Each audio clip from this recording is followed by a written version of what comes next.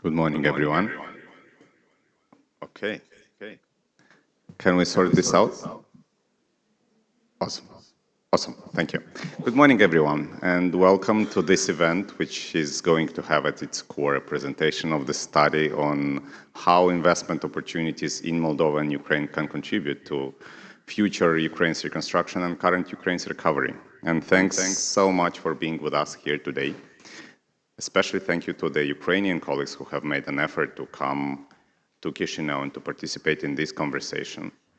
And for us at AmCham Moldova, of course, together with our partners in this exercise, the Invest Moldova Agency, UMIF, and UNFPA, this is much more than just a presentation of the report. It's rather a platform to structure a conversation which started quite a while ago, but I personally felt like the need of structure when I was listening to Madam President Sandu last summer in Rome, delivering a speech at the URC, and even more confirmed Mr. Deputy Prime Minister a couple of weeks ago in Washington, D.C., in which every meeting we had was also having Ukraine reconstruction on its agenda. So it was kind of the need for that structuring was pretty much in the air. And this is the opportunity for us. What we have today, what we started a few months ago as an initial discussion, this is what we are coming as a next step. Of course, Ukraine reconstruction will be done in Ukraine, but the surrounding region has a very important role of enabler for that. And Moldova can have a great opportunity both to help its neighbor to become and be more resilient and recover, but also to have its own opportunity in terms of economic development and investment. This is why we are trying to have this intermediary, I'd say, result of what we'll hear today during the report. We'll have a few iterations of discussions around the industries which are relevant for the scope of this conversation. We will see how we can finance those investment opportunities in the panel we have later today. We'll hear from the authorities, Mr. Deputy Prime Minister. We'll hear from the Deputy Minister of Economy later in the morning, connecting online from Ukraine. But this is just another intermediary point to me.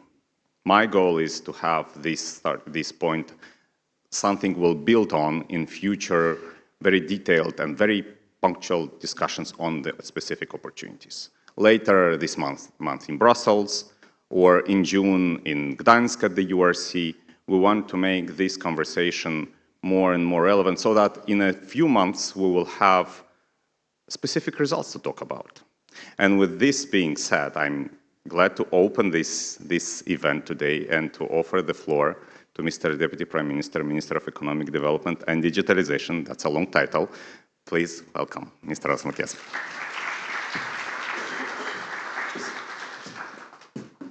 A very good morning, ladies and gentlemen. Thanks for coming today. And I would start by thanking those that are being listed here on the slides who made it possible. And it's something also closer to my heart since while being in Kyiv, based in Kyiv, I've worked with people from the Kyiv School of Economics. We're the same team and we're delivering reforms for Ukraine. So now it's time to help Ukraine and assist Ukraine in rebuilding itself. Not speaking out of theory of what I have written after the first Russian invasion back in 2014, while being with the World Bank Group, who have done an assessment of the liberated territories in the east of Ukraine.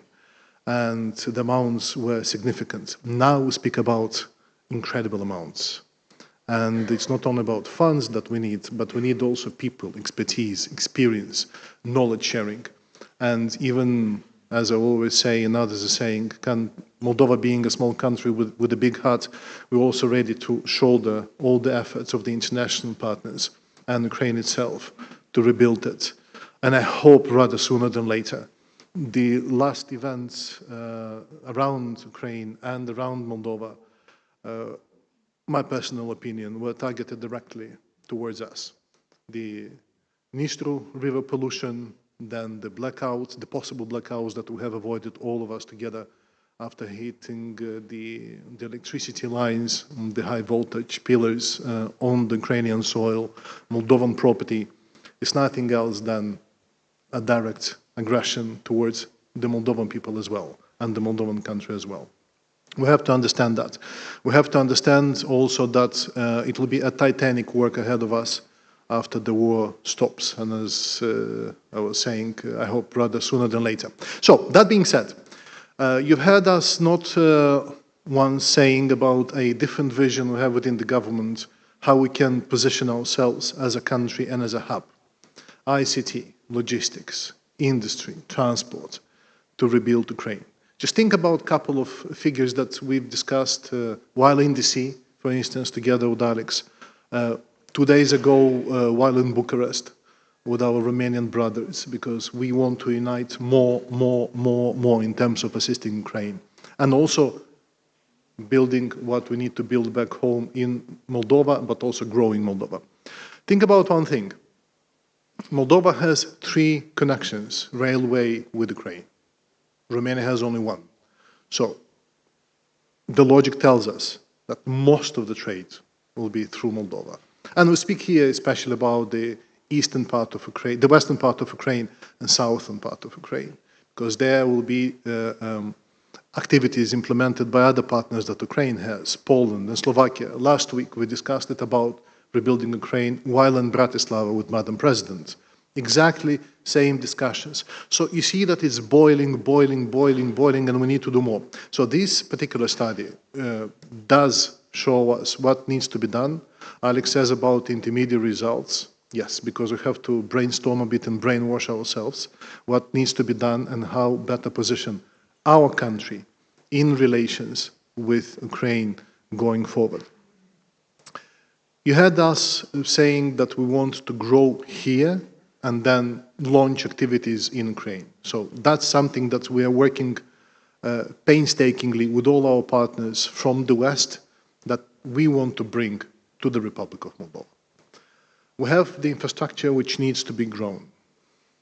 Railway, as I was saying, roads, the port of Giurgiulești, for instance, that we can make use of it, both the state-owned and the free international port of Giurgiulești.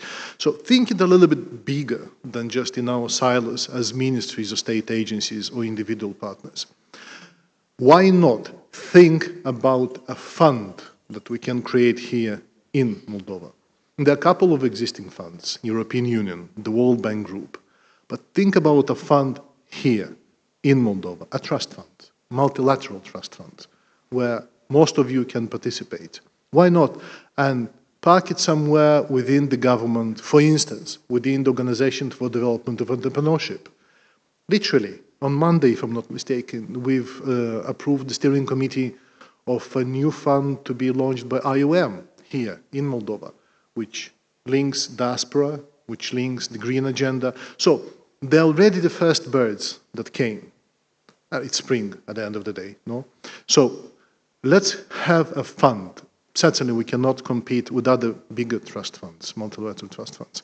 But that, and here I'm speaking purely from our perspective as a country, we can make use of it here in Moldova, grow in Moldova, and grow together with Ukraine while assisting it in rebuilding it. So think about macro level. Think about actions that we can undertake jointly. And the Gdansk event, I have a proposal for those which are involved in organizing it. And certainly these are American friends, these are Ukrainian friends, these are Romanian brothers. And this is the European Commission, of course, the European Union, etc. Let's have something dedicated to Moldova in assisting Ukraine. And let's something dedicated to this particular study that we can show some of the results in Gdansk at the end of June, so that we position ourselves together with Romania in assisting Ukraine going forward. So that being said, many things ahead of us. Nobody promised that it will be busy or easy. It will be very busy and it will be very difficult. But as always, we stay positive and we stay only all the time on the optimistic side, and we always see the half full glass And it's more than a half full now, let's put it this way. But again, jointly, and with all the partners, let's do it in a bright way so that we are sterling shine at the end of the day as a country and as partners around the region in Southeast Europe. Thanks a lot. I wish you successful discussions. I personally went, Alex has shared the report a little bit earlier. I personally went through it. I have a couple of ideas, for instance, the fund. Why not? Because it's not there. We discussed it with Alex this morning. But let's have more flesh on the backbone. This is the way that we can succeed going forward jointly. Thanks a lot. Wishing you successful discussions. And I'll have to excuse myself, but a little bit later I'll have to go, of course, to another event. But those, by the way, so sorry, Alex. Those, by the way, are companies which have vision in terms of rebuilding Ukraine. And here's something that just came to my mind. Since there is an event of the beneficiaries of the Organization for Development of Entrepreneurship, I personally visited a Moldovan company which started to build a new facility to build some huge beton pillars that can be used in building warehouses, buildings, anything. So that company has a vision. Around 200 kilometers away from their center, where they're located not far from Chisinau city, they can export, including to Ukraine. So the companies already think differently. And companies, certainly the private sector, is the driving force. We have, as public officials, as partners, as bureaucrats, to think faster as well, and to implement this kind of activities and undertakings to be launched faster than the private sector, or at least at the same speed. And I think we have it. We just need to tackle a bit our internal bureaucracy, all of us. And I'm speaking about own experience in the World Bank Group, and speaking experience within the government, but we can do it. We can do it. Thanks. I'm sorry for taking long, Alex. Thanks.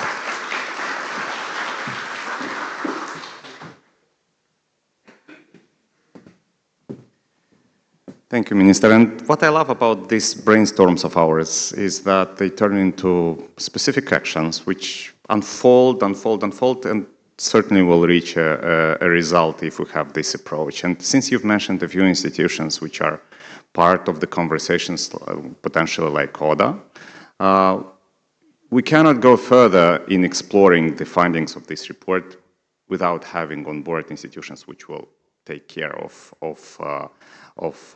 bringing the discussion under a single umbrella. And of course, these are institutions which are relevant for the investment attraction in both Ukraine and Moldova.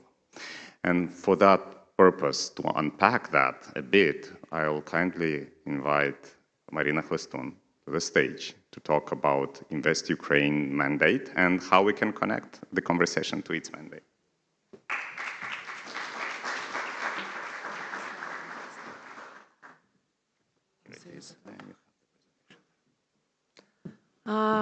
Hello, everyone. Dear esteemed members of Moldovan government, business associations, honorable donors, and all, of course, business community. Thank you very much for the opportunity to be here today in Moldova. It's my second time in the role of working for the government, and the first was about a month ago. I visited my vis-a-vis state institution, Invest Moldova, and we exchanged a productive, we had a productive dialogue and exchange on experience, and find a lot of mutual points for further practical cooperation.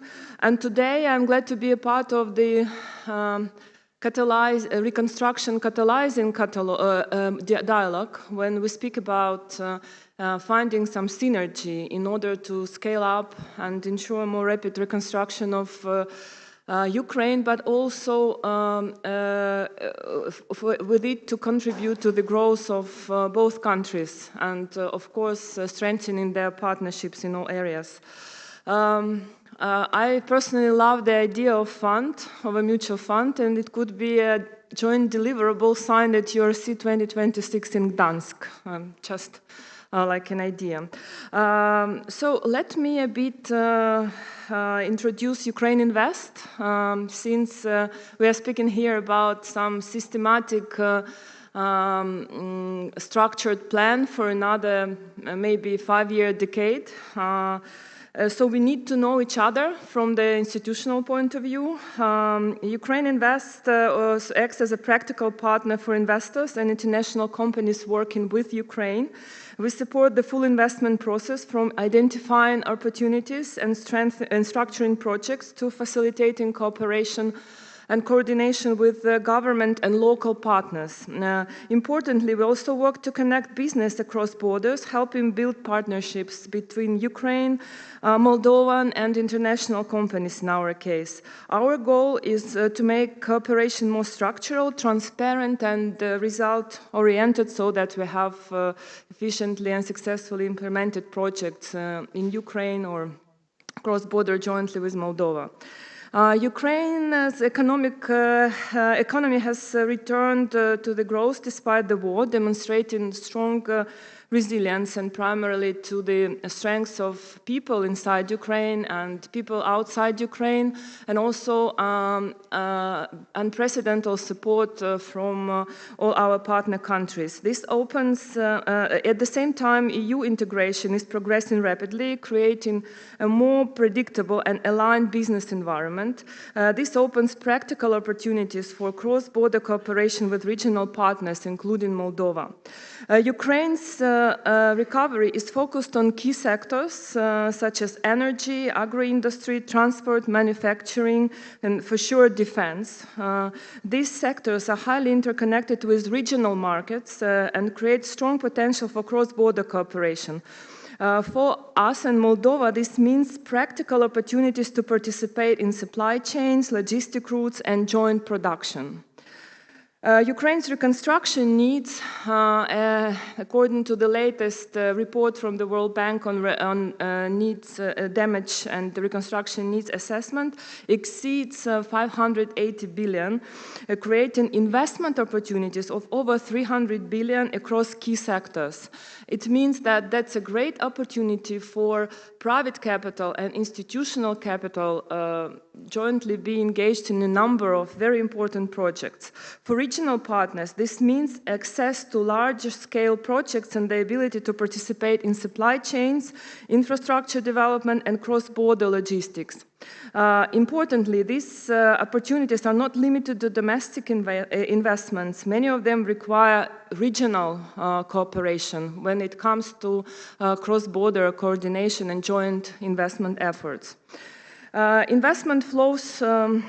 Ukraine continues to attract investment across a range of sectors, even under current war state conditions. This demonstrates ongoing investor confidence and creates a foundation for further regional cooperation. You can see here the current stock of FDI of 55.6 billion distributed across sectors, and many of them are quite matching to the reconstruction cooperation potential between Ukraine and Moldova, and the distribution is quite diverse over the whole geography of Ukraine. The investment flows from Moldova to Ukraine remain relatively stable over time. This reflects an existing economic connectivity, particularly in such sectors as manufacturing, trade and services. The current level of investment has a big room for to increase the cooperation, and the main point is to have to create the opportunity and to create bankable projects and joint efforts to attract the institutional capital for that and private investors. Ukraine's geographic position makes it a key transit and logistic hub connecting Europe, Asia, and Black Sea region. At the same time, integration with the EU transport network and participation in international corridors create new opportunities for regional connectivity. For Moldova, this opens very practical areas of cooperation, particularly in logistics, infrastructure, and supply chains. We already see growing alignment of transport routes and economic flows, which can be further developed through joint projects and coordinated investments. Ukraine has developed a structured system to support investments, combining financing, risk mitigation, and governmental incentives.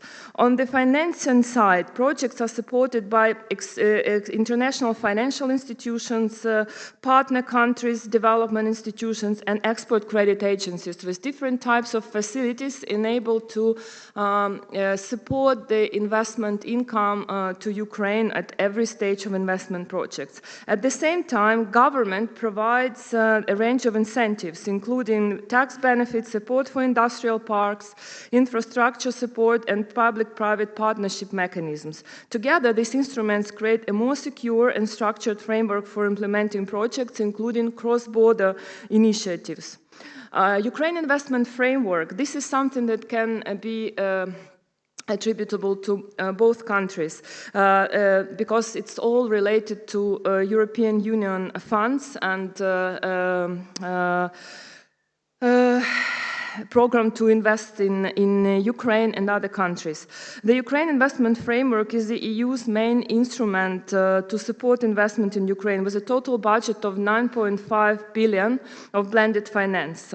It means loans, guarantees and grants. Its key role is to reduce risk and mobilize private investment through guarantees and co-financing. In practice, it means that projects can be implemented together with the international financial institutions which are authorized by the European Union. This framework is open to different types of projects, including those involving cross-border cooperation, regional partnerships, and joint ventures.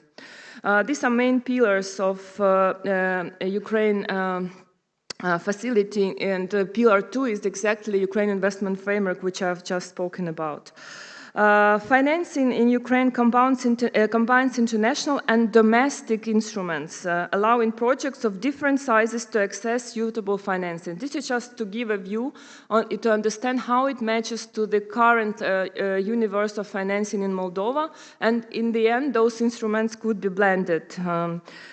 We are seeing the rapid expansion of investment vehicles and funds in Ukraine created to develop some targeted sectors and invest into some targeted important key strategic industries, like for example, US-Ukraine Reconstruction Fund initiated by the government of Ukraine and the US, which already raised 150 million and announced the first deal recently in the defense sector, but they are focused on strategic logistical and mining projects and are very open to co-financing. We are speaking about European Flagship Fund, a very important vehicle announced by the European Commission as a result of work of this Ukraine investment framework. Where we have the first loss capital supported by the European Commission, the second layer of institutional capital like IFIs, DFIs, and also attracting private capital. And there is also the administrative fund manager in Ukraine, and they are gathering projects. So it's also an opportunity for joint venture projects to be a part of investment agenda for this fund. Viability gap funding. This is something about public-private partnership, which is the framework which Ukrainian government unlocks and enhances to attract more private capital to reconstruction. And this is something very similar and very common with the agenda of Moldova, because as I know, you're also very focused on PPP projects. Sorry. Maybe I already need to stop. Doesn't want.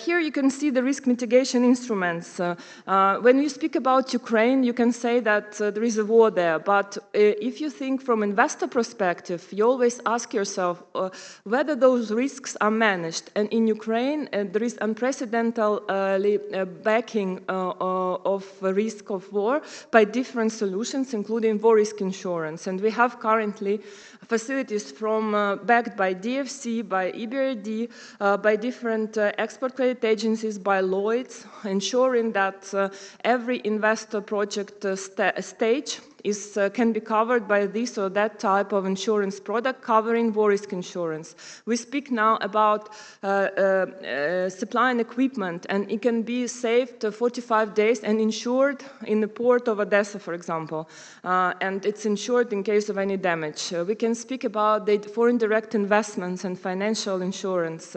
We can speak about the operational commercial property insurance when you have already built the plant, but you still want to insure it in case of any damage as a result of shelling or etc. Government has recently implemented the compensation, partial compensation for any business operating in Ukraine of insurance premium. So it means if you pay X% or insurance premium per year, government compensates you 30 million or 3 million hryvnias per year from this contract. And if you work in frontier regions and you've had a damage as a result of war, you are entitled to get the 30 million of partial compensation from the government on top of or as a part of your compensation in terms of your insurance package. Where we can see projects in Ukraine, where we can have the overall view on the sectoral distribution of the projects opportunities in private sector. There is investment portal which is available for all publicly, and where we gather on a voluntary basis the existing projects in Ukraine from various businesses, international and Ukrainian. Currently, it has more than 300 projects in 11 sectors worth 60 billion. And you can see the distribution by sectors here. You're more than welcome to visit the website and to see the opportunities, and Ukraine Invest is ready to provide any kind of matchmaking. Here we can see the example of projects. Later, my colleague, when presenting the study, maybe will explain, maybe give some other angle or more detailed angle on a potential cross-border opportunities. But this is something that practically is already on investment portal, and it's very much linked to the cross-border agenda and regional cooperation between Moldova and Ukraine. Here you have the main, like a teaser, main investor indicators, allowing to understand what we are talking about, the size of the project, location. In such sectors as energy, transport and logistics, agri-food, all in our points of cross-border cooperation. So thank you very much for your attention and giving this opportunity to introduce Ukraine Invest, and please, our contacts at your disposal.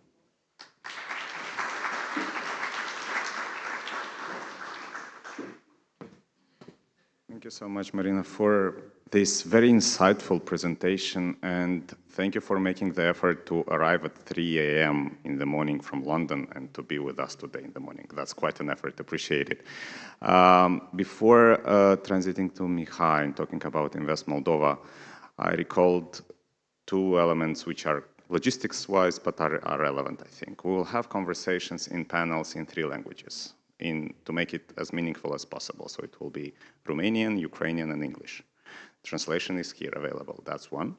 Secondly, in order to make it as efficient as possible, we will not have coffee breaks. But there is coffee throughout the whole event in the hall, so whoever wants a bit of caffeine to fill it up, please feel free to do that. And with this said, Mihai, could you please join us here?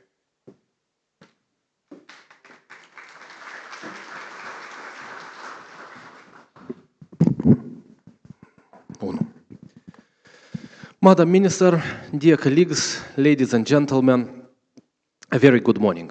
Before starting, I want sincerely to thank marvelous teams of AMCHA Moldova, Invest Moldova, UMAEF, UNFPA for organizing this beautiful event, and also the Kyiv School of Economics for that titanic effort while providing the study on the reconstruction of Ukraine.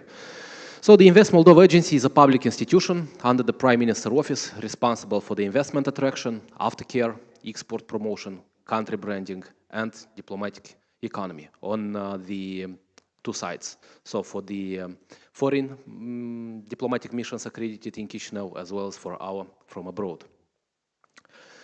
So how we may help the reconstruction of Ukraine? It's worth mentioning the strategic geographic location of our country, the still competitive operating costs, digital services in the public sector, attractive tax system while comparing to the neighbors, multilingual population and affordable labor force, and special incentives from the government of the Republic of Moldova. Several key facts about the Republic of Moldova. In 2022, we became the EU candidate member, and in 2024, 2 years later, we began the EU accession negotiations. The population of the Republic of Moldova is 2.4 million, and the active population, which means the workforce, is more than 800,000. We have fresh data regarding the GDP of our country, GDP per capita, average gross monthly salary, and gross minimum salary for 2026, which was already approved by the government of the Republic of Moldova. So, why the Republic of Moldova matters in the reconstruction process of Ukraine?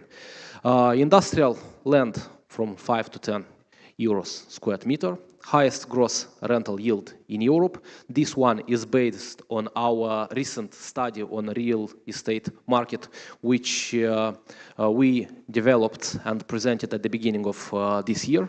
0% on corporate tax on retained earnings, attractive 8% annual yield for logistic projects, up to 75% return on the investments through the state aid, which I will present afterwards.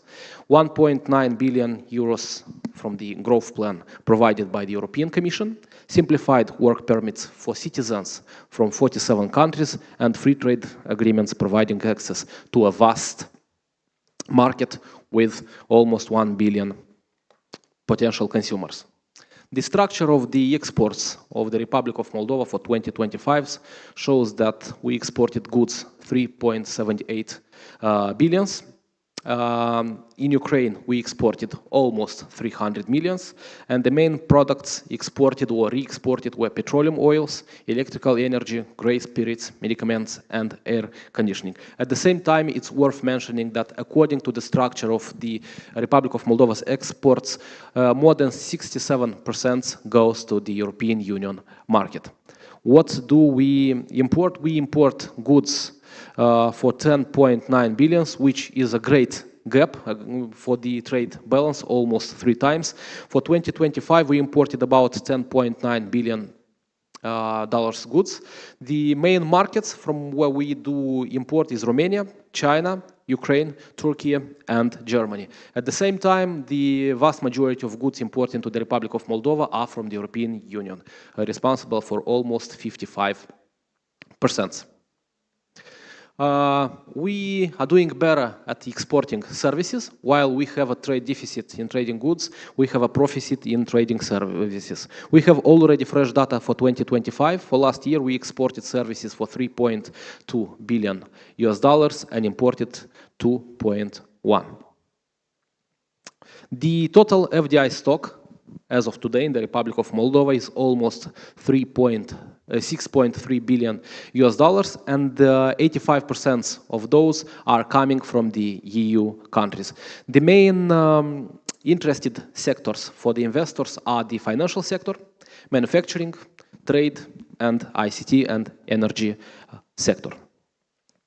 The FDI from the Ukraine had a different shift in the last years. While we had a great increase in 2022 and 2023, in 2024 there was a decrease of almost 2 times.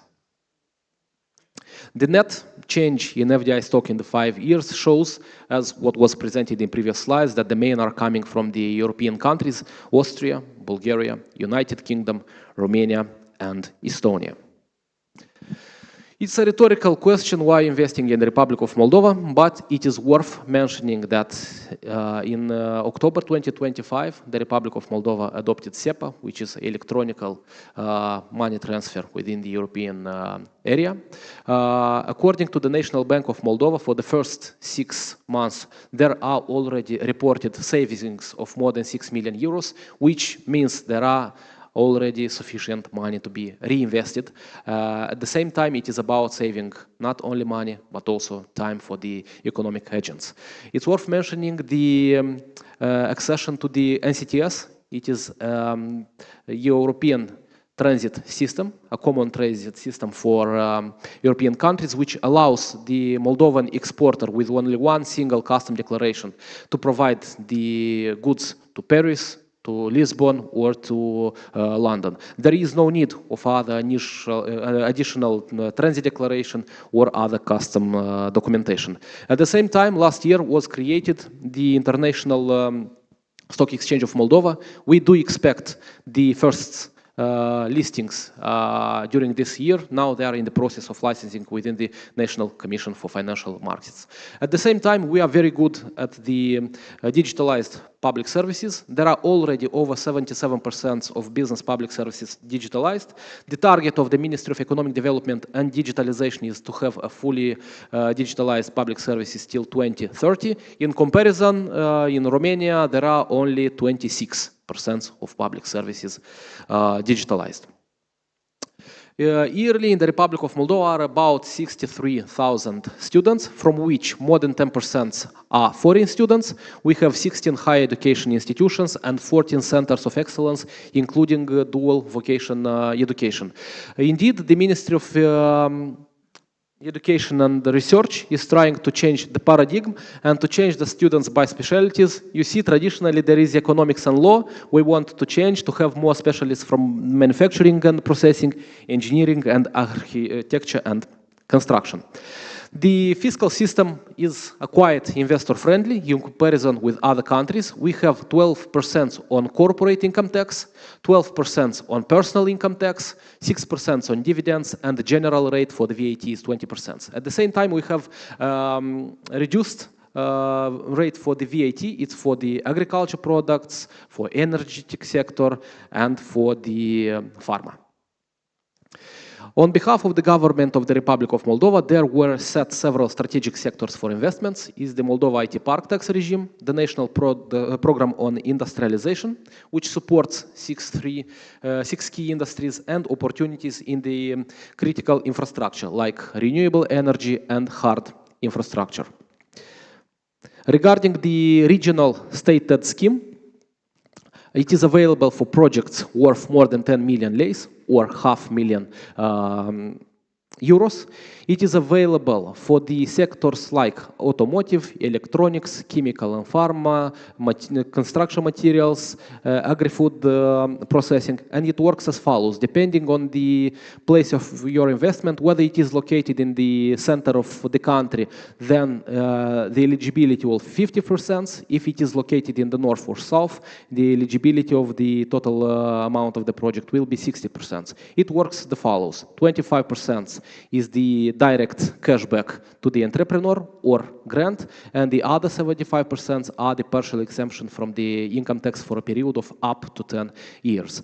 The total budget of the state aid within the state aid scheme is 100 million euros, and the Ministry of Economic Development and Digitalization intends to double during this year the amount.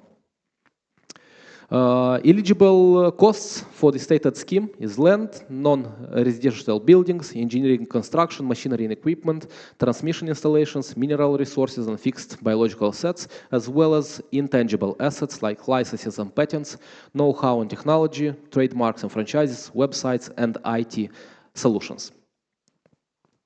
Eligible activities for the aid scheme shows the electric motors, electronic components, clay building materials, dairy products and animal feed, as well as fabric production and textile finishing, which are well known on the European market. At the same time, it's worth mentioning that during the December, The European Commission has launched the call for expression of interest for strategic investments in the Republic of Moldova for projects higher than 10 million euros. The deadline is 4th of June. On the 4th of June, we intend to have the EU-Moldova Investor Conference here in Chisinau, most probably in the same room as we are today, where we will show the results, we will provide the incentives. The eligible sectors for the expression of interests are the agriculture, health and digital, energy and green transition, infrastructure, IT digital innovation, and advanced manufacturing industrialization.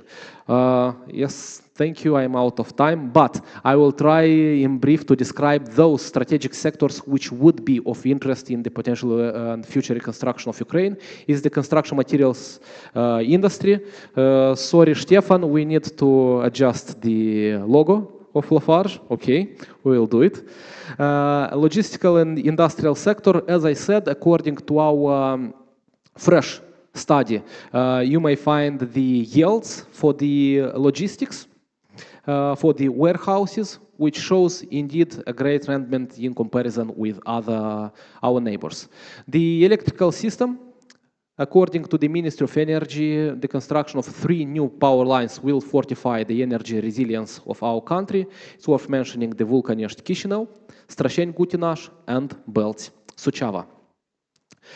Regarding the renewable energy, we started 2021 with only 3.6% in renewables, and we finished 2025 with already 25%. Indeed, we need more, but there is an increase in 8 times in just a short period of 4 years. At the same time, today we have the finalization of the tender launched by the Ministry of Energetics on the wind power installations, including the BESS, the mandatory storage of 44.5% megawatts or 25% from the scheme.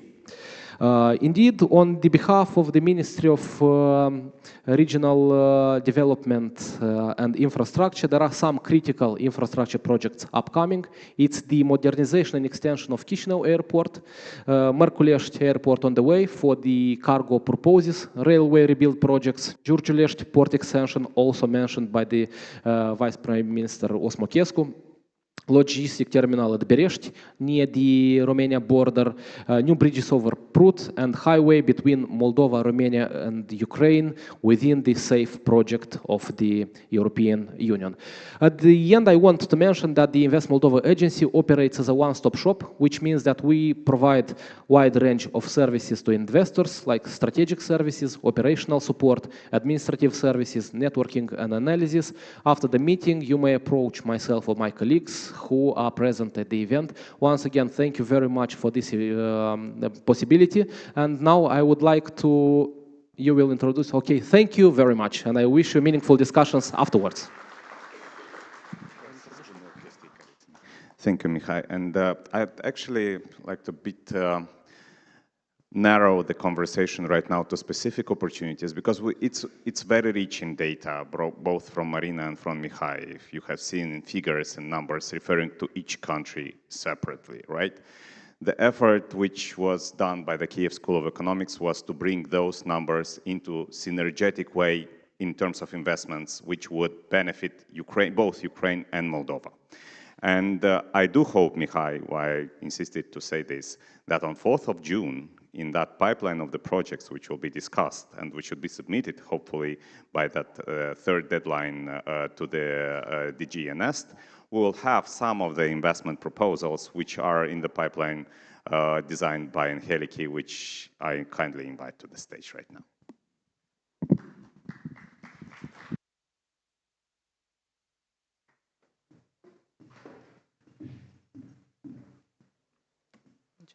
Thank you, Alexandru. Thank you very much, everyone. Good morning. For those who don't know me, my name is Angeliki Varela. I lead the international investment initiatives at the Kyiv School of Economics. It is a pleasure to be here today amongst some very familiar faces and be presenting our study on the matter. So if we go to the first slide. Okay. Yes.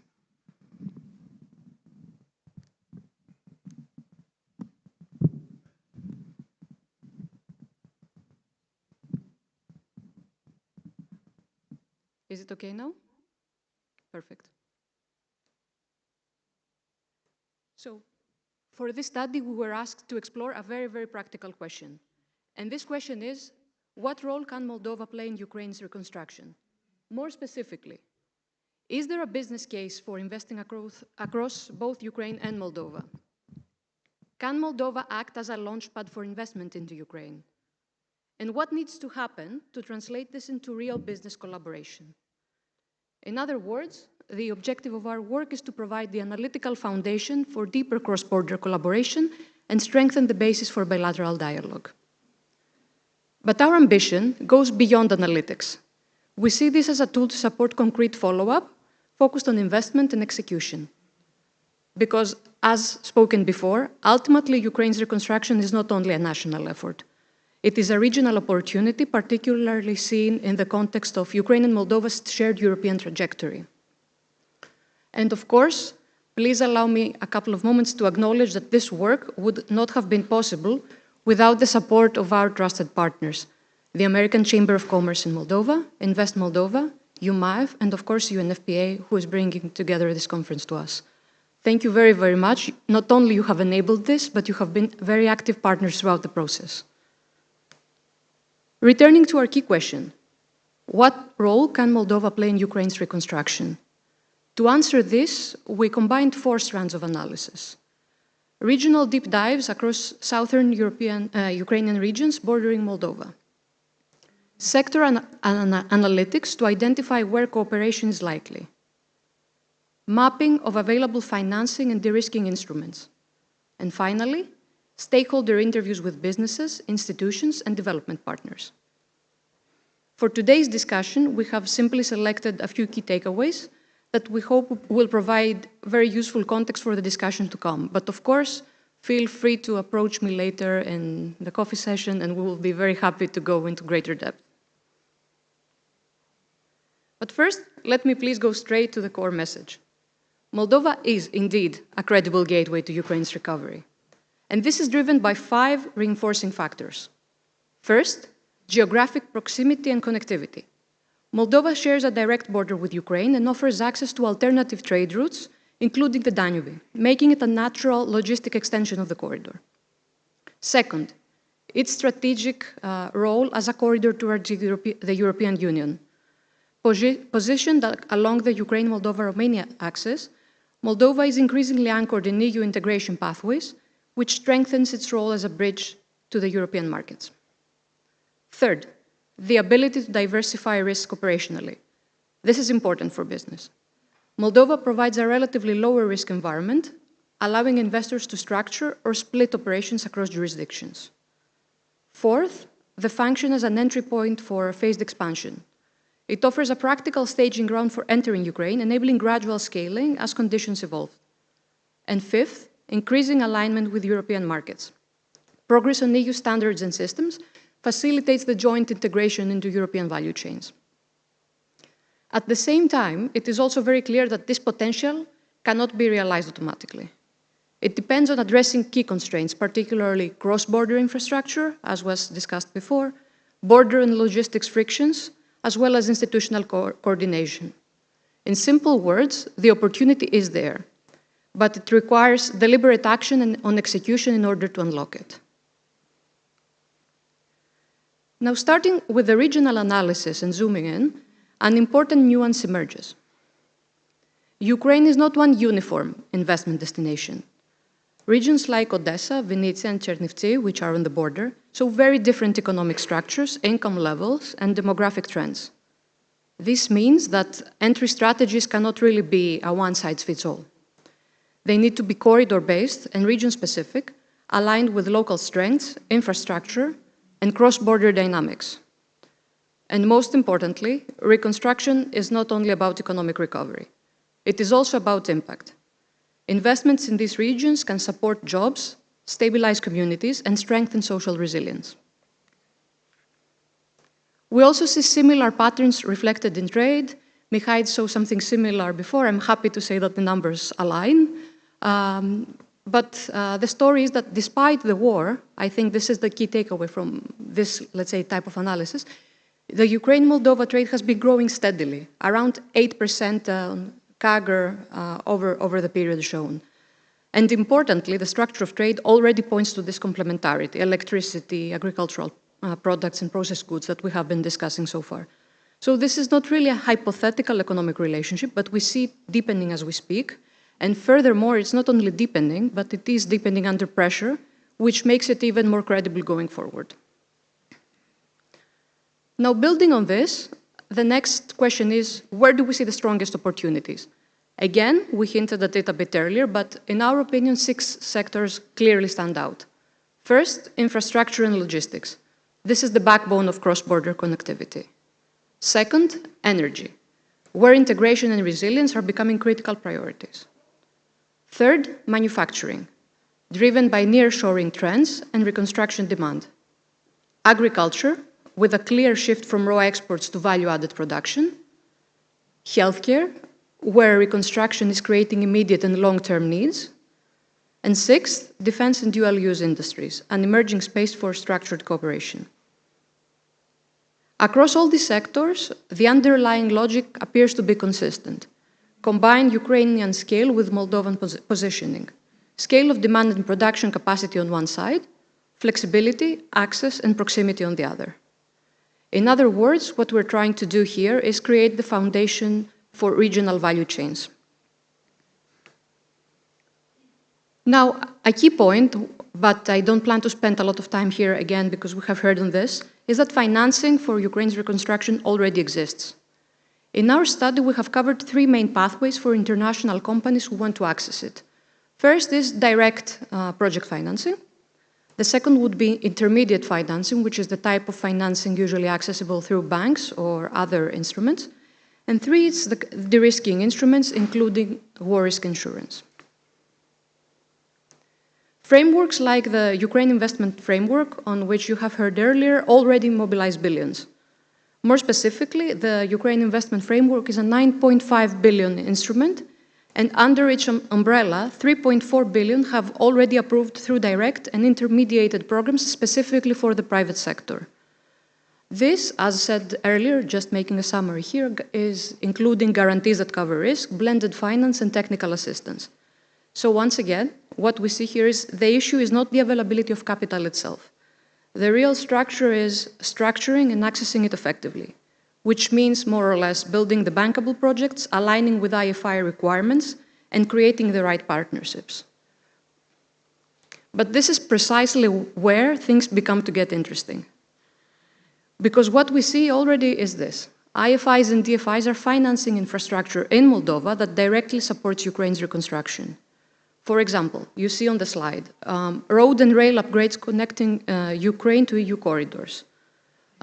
Logistics infrastructure across the Danube and Black Sea routes, all of these are EIB and EBRD. And then, last but not least, private sector investments such as Transoil, the $31.3 million facility, which was structured mostly through the participation of FMO. So what we see from this is that Moldova is not a bystander in the process. It is already acting as a functional extension of the reconstruction ecosystem. And importantly, this is precisely the type of model that can be scaled if the right projects exist. We've seen before let's say, the toolkit of available risk mitigation instruments. What I would like to stress here is that the risk environment is indeed evolving rapidly. It might not be perfect, it might not be complete, but what we see now is a growing toolkit of war and political risk insurance instruments. And this is across different types of providers, like international financing institutions, development banks, export credit agencies, and private insurance. This is a major shift, precisely because historically, risk was the main barrier for investing in Ukraine. And today, we're starting to see structured solutions emerging. But as said, the landscape is still fragmented and evolving. This is important to keep in mind. On the other hand, the same realization creates an opportunity to design more tailored, accessible solutions, particularly, let's say, for regional and cross-border investments. And this is precisely where we can take a step back and reflect on experience and lessons learned from practice in neighboring countries. The lesson here is very clear. It also depends on the maturity of the market as a, let's say, a disclaimer, But on one hand, we have countries with a very mature ecosystem, such as Poland, who have built strong DFI and export credit agency mechanism, coordinated national platforms, and dedicated effective risk-sharing instruments, specifically for the reconstruction. Naturally, they have the resources, and this allows them to scale investment into Ukraine much, much faster. That being said, this is not the only way. There is also room for more targeted approaches. For example, Romania and Slovakia have joined the European Investment Fund export credit pilot that is intended to boost bilateral trade, especially across SMEs. And trade, as we all know, is the engine that gets transactions flowing, so it is a very important development. In sum, financing and de-risking are not the only constraints, and this is where the takeaways from our stakeholder analysis and the interviews that we have run start to kick in. As part of our study, we conducted an interview program with over 25 stakeholders across Ukraine, Moldova, but also Romania, including businesses, institutions, and development partners. A very consistent picture emerged. While the opportunity is real, and everyone is in agreement on that point, the constraints are equally concrete. 5 stand out. The completeness of war risk and insurance gaps, already mentioned. Logistics bottlenecks, trade and administrative frictions, market competition and protectionist measures, coordination gaps across institutions. You can see a couple of indicative quotes on the slide to get a bit of a sense of what we're talking about. These are precisely the types of issues that translate into very practical obstacles for business. Delays in the borders, delays in certifications, unpredictable trade conditions, and higher cost and operational complexity. In short, this proposition does not really fail on the strategy, but it might fail on execution. And yet, there is a very optimistic message, despite all of these constraints, which is that the private sector is already moving. Just yesterday, as I was landing in the airport, I saw multiple SkyUp aircraft on the runway, and as anecdotal as this may be, it reflects a broader shift in bilateral collaboration, where companies relocate operations, effectively turning Moldova into a mobility hub for Ukraine. Another strong example from the private sector is Novapost. And this is nothing new. It's even a pre-invasion success story. Moldova was one of the first international expansion markets for Novapost back in 2014. Today, however, it has become a logistics backbone across the corridor. And this is what first mover advantage looks like in practice. Taken together, these two reflect a bigger pattern. Our research highlights a couple of additional success stories. And we can assure you that these are in no way isolated cases. This is, let's say, the early activation of how a cross-border economic corridor could look like. In other words, sometimes the market moves ahead of policy. So the question now becomes, how do we scale this? The answer is not really a single action, it is a system.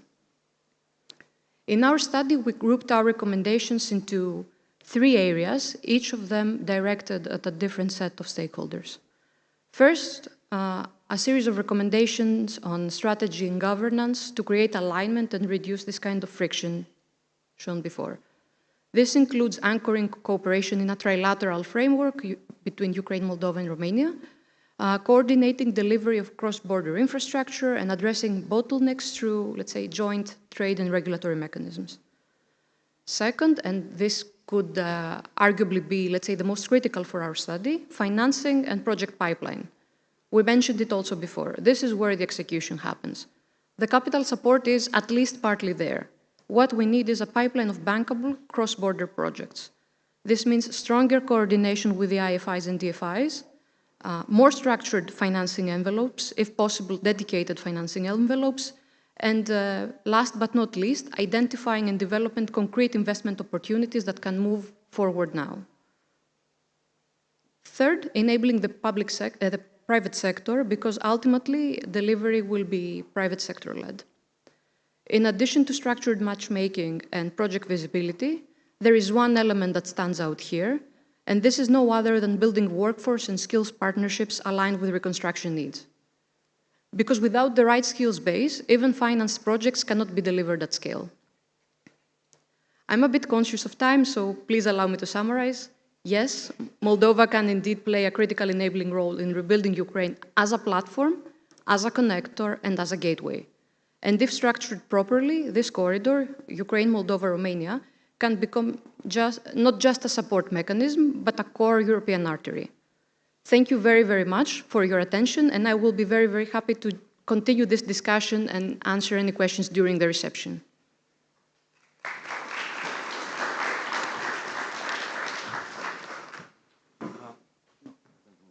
But while Mila is coming to the stage, Angeliki, just one second. If there are any questions from the room right now to Angeliki, which popped up and would be worth addressing, please shout. Otherwise, if not, Mila, would you join us here on the stage for starting the panel session? Thank you.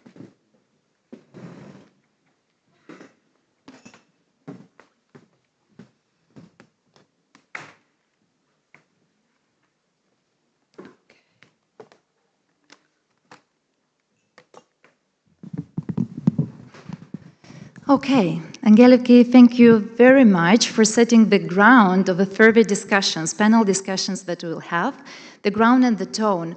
Actually, the discussions in the first panel will be in Romanian, so whoever needs the translation from Romanian into English, please raise your hands and my colleagues will be coming to you with the headsets for translation. And I would also invite the speakers of the first panel to come here into the stage and join me.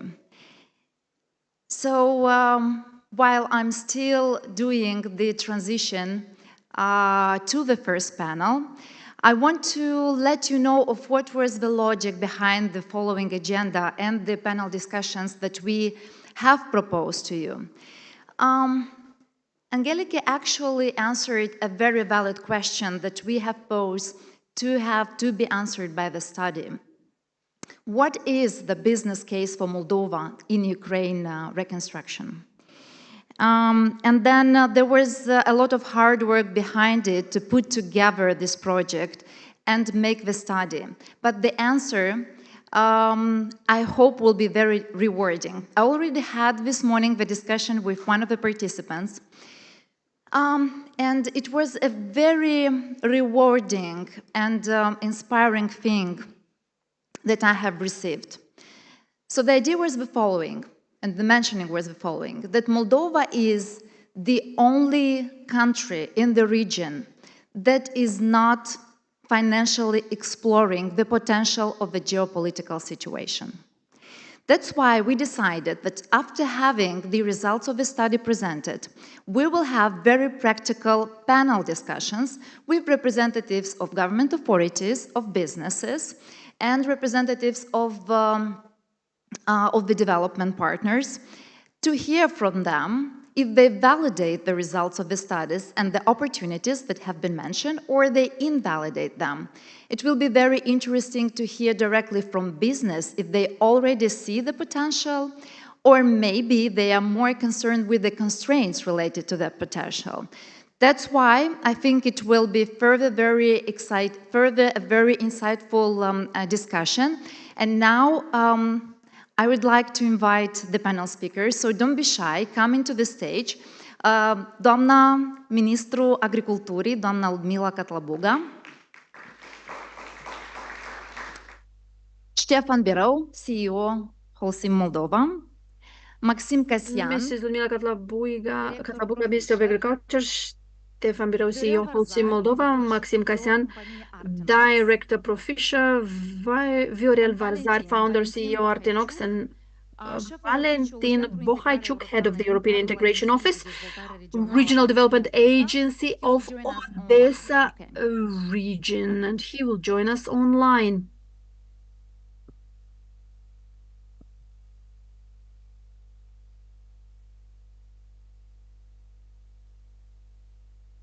Deci avem rezultatele studiului și în primul rând So we have the results of the study, and what we have the data on how we can benefit the best from this reconstruction project, and we have noticed that in the three panels at the beginning, we will focus on this sector. And in this first session, we will focus on agriculture, industrial processing, and agri-food processing. So what is mentioning actually, and what is the most important conclusion of the study? It seems that Moldova, it is not expected to be the main financing source of this reconstruction. That is fine, but at the same time, it seems that Moldova can have a contribution, and the business environment here could also be a major contributor.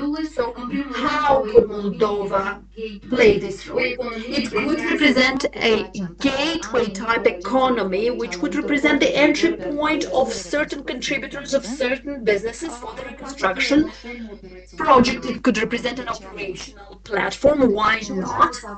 And we will see from our speakers how Moldova could contribute in such a way. At the same time, Ukraine is seen as the one generating the large-scale projects and generate the demand, and we will then remain in the position of benefiting from this demand. So, or how did I suggest this discussion to take place? In three directions, actually, as it is said at the structure of the study. First, to look at the opportunities of this project. Secondly, to look at the constraints. What are the potential issues? And they were actually mentioned by Angeliki. And thirdly, to see what are the immediate next steps for us within this process. I would like to give the floor now to Mrs. Minister to show us her perspective from her position as the Minister of Agriculture. But in the past, you have already a private sector experience. And how do you see Moldova's role in the process of reconstruction of Ukraine? And looking at the agricultural sector, is it primary production or maybe food processing or maybe sufficient efforts made for the different areas, like, for example, the value chain, storage, etc. I could continue, but please share with us the perspective of the Minister of Agriculture. Good day, everyone. I would like to greet you all, and I'm very happy to see faces that I already know, but also new faces, and I'm happier even more to see the heightened interest in this exercise that we are conducting here.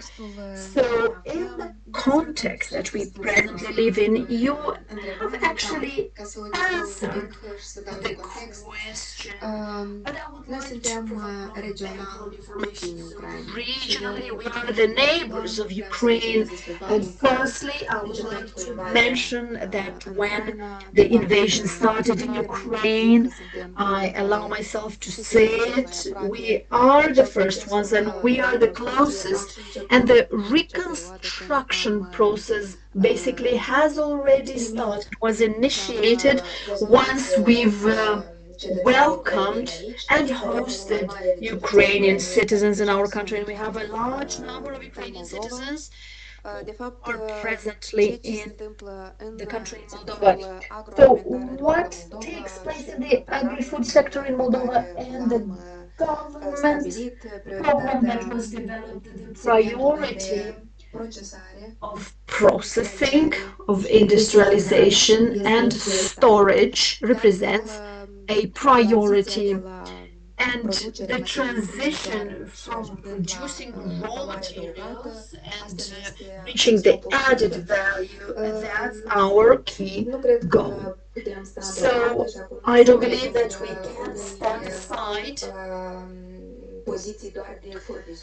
and be only the suppliers. This is a partnership and it has to become an even stronger, reliable partnership than we had, and we are both going through the integration, and there are even more joint commitments to be made. And what we have to do together through the presentation of today concerning the reconstruction project, we surely have to focus on those technological processes or innovation advancements in the field of processing and industrialization, and those contracts are not only in the name of the minister, but those partnerships, those joint contracts that can help us advance. And you mentioned that we are not the ones that are able to finance, but we are the ones that could welcome these cooperations within the private sector mainly. And we bureaucratically at a level, according to me, it's a high level, so high bureaucracy, but we are working hard on this. It's a continuous process. The Ministry of Economy and Digitalization has actually advanced so much and adopted various processes to tackle the bureaucracies, to provide a more predictable space for the business sector. And what is left for us, the government, is to provide a normative framework. And we keep working on this, and we are working on this during the integration process. I'm talking about the legislation and the legislation framework which could facilitate investment and the larger scale projects compared to what we presently have. Surely collaboration and the access of these bilateral partnerships, investment partnerships, and major investments in Moldova, Ukraine, and the agri-food segment connects to the other priorities that we've seen in the presentation, and I'm referring here to the logistics concerning the creation of those access pathways, creating or facilitating transportation to make the border crossing points more accessible, talking about the river, talking about the harbors. So anything that would advance us, and this is actually a joint project, and we have to advance even more, and we will definitely be present within this process. Yes, I've mentioned that the next important area or direction to be discussed by us are those constraints. You have mentioned some of them, and we will continue the discussion with the private sector, and why we wished to discuss about the results of the study with the private sector are the following. So firstly, is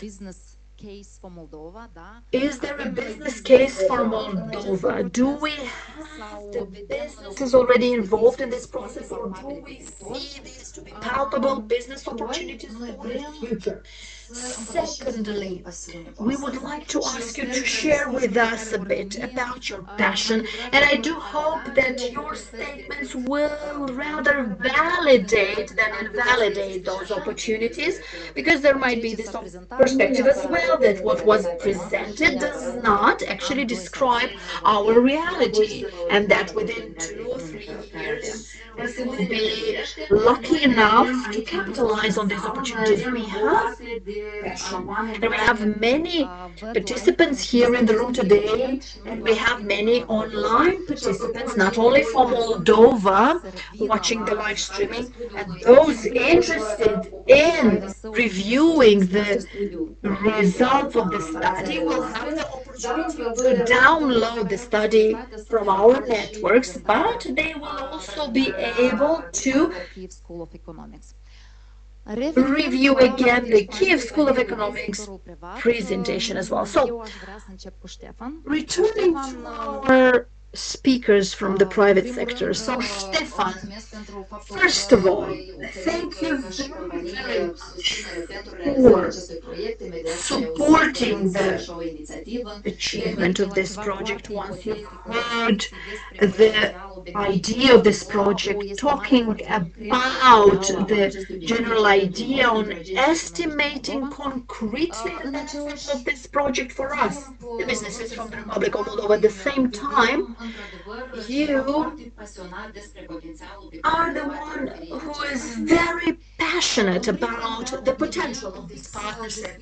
So first of all, could you please describe the profile of the business area to understand what type of business you're talking about the industry, and concretely about your own business? Where do you see the opportunity appearing? And then later we will also talk about any constraints, if of course you see any.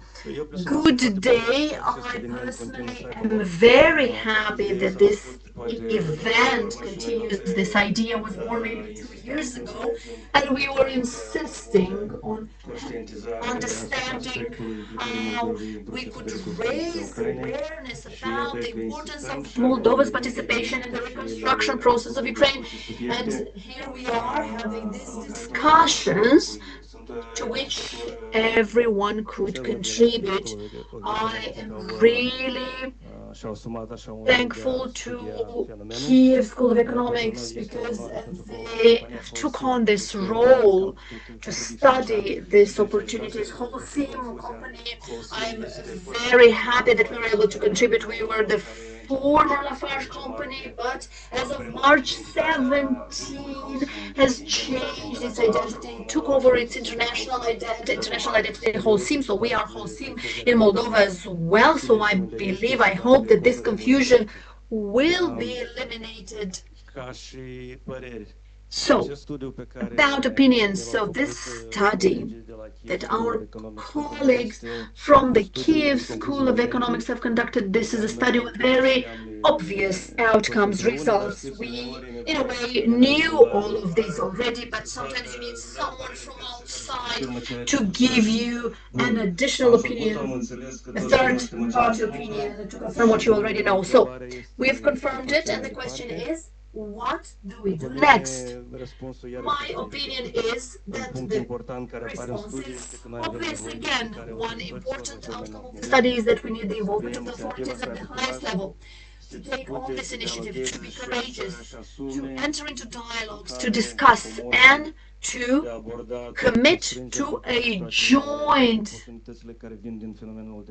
pathway, and also concerning to all the support provided to Ukraine. So I'll stop here in order to move forward with the dialogue.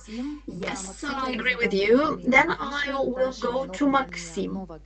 So, representing Professor, but also Nova Green as of recent. So, Maxim, let's look at opportunities again.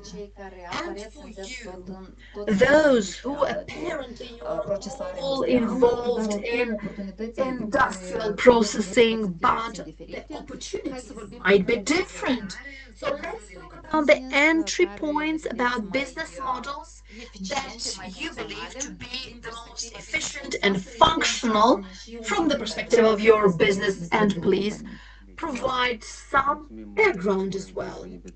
Yes, first of all, thank you for your invitation. I'm the technical director of a company group representing processing, so Nova Green Professor Respect. So the model described in the study, we already see that it's not a theoretical one, but it takes already a practical form. As the study mentions, Moldova will not be a financing party of the reconstruction, but it can become an industrial and processing platform for Ukraine.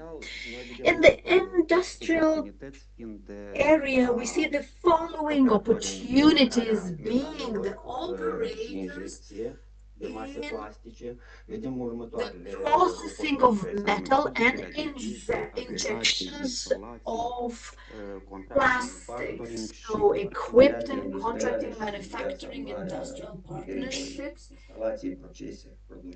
and of the different processes and so and mounting. So we have several companies. Profishing is in charge of metal processing and matrices, and Wispak on the production of plastic products, and Nova Green integration and project development. So we are functioning already as a mini industrial system because we are allowing for the integration in the supply chain from an idea to a product.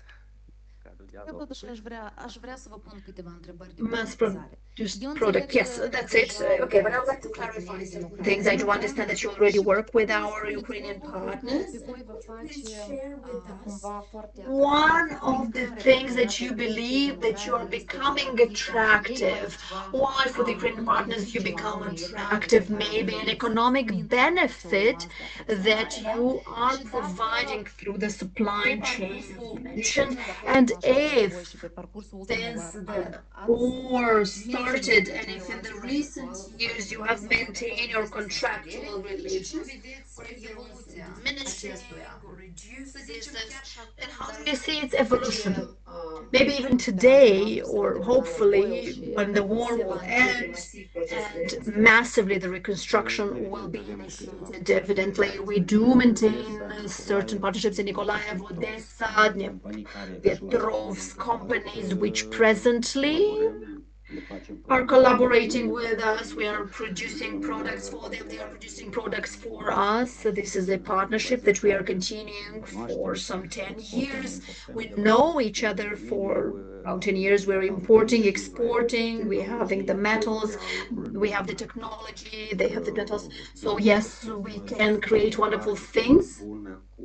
We see a very clear opportunity, possibility, and clear opportunities for ideal finished products by us and by them. Okay, so the talents of the engineers stays behind this efficiency and partnership. Okay, understood. So, Viorel, I recently was lucky enough to see your company, the wonder of your production, and the passion that you believe in developing your business, and you believe in this partnership or this potential that the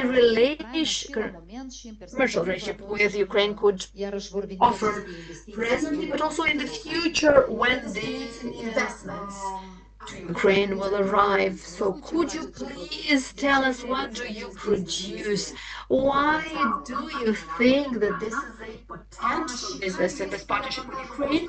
And what is your advantage? What advantage do you bring? Why do you believe that it's a product that has a more major potential compared to other regional producers? Yes, so good day, everyone. My name is Manuel Viorel Varzare. I am the founder, the CEO of Mulinad Group, and we are the owners of Actinox brand.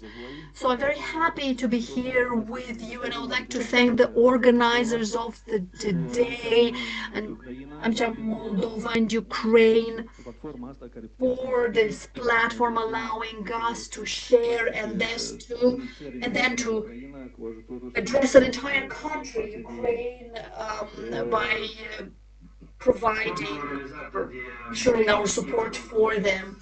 So the study conducted by KSE brings not only some figures, but shows us a roadmap for an intelligent, smart development of Ukraine, concrete and clear for all the business partners from the region and from other countries. Because next to these figures, we have to understand that Ukraine suffers presently greatly because of the war, and we are profoundly thankful to Ukraine for its heroism. And if Ukraine will fall, then we will be the next ones. So Ukraine is the one facing all the regional challenges of today, standing up to them. Moreover, for us, this is a moral duty, not only an economic one, to develop and to help Ukraine. Concerning the business, so we are present since 2009 on the market. It's a Moldovan capital. I developed this company with the support of my colleagues that I was lucky enough to meet and to create this strong team, and we've created an international factory. 90% of our products are already exported. In the first few years, we've reconstructed, so 70% of the Moldovan wines are in our products or kept in our products. So in the food industry, chemical. So what we are producing, these are stainless steel tanks and vessels under pressure, so based on the different requirements of the clients. So we develop the factories from ground zero, so B2B, so practically we are here to develop the businesses of others in these areas, in these sectors. So I do understand that you already have partners in Ukraine. Yes, yes. Concerning Ukraine, indeed, we are working over 10 years on the Ukrainian market. We have several partners and they have reconstructed several factories, regardless of the fact that the war started. We did not stop. We did not stop developing the businesses. Moreover, I could state, and I would like to thank the Ukrainian parties, the Ukrainian partners. And you have to understand, after the war started, the contracts with the Ukrainian parties, with the Ukrainian partners, they didn't double, but they were tripled, even more, because there was an exceptional boom. And the first stage, the first half year of the war, we were all shocked, as all were. But afterwards, step by step, we started seriously developing. So basically, the contract were tripled in the last few years. We have over 10 major large-scale projects initiated in these 10 years. Alcohol, bioethanol, gas, the industry producing concentrated juices, apple juices, basically all the factories. So during the war, so with the factors from the Eastern. So yes, so this is a very important moment that you've mentioned, just to understand the opportunity. So you are mentioning that some factories will be destroyed during the war, or they will have to be modernized or removed. So where did you find the business opportunity? So first of all, in 2021, we have created a factory for concentrated juice in Zaporozhye, which it was shelled. And the persons dealing, or the owners of this factory, decided to remove the factory closer to the border with Moldova because the equipment was fully shelled.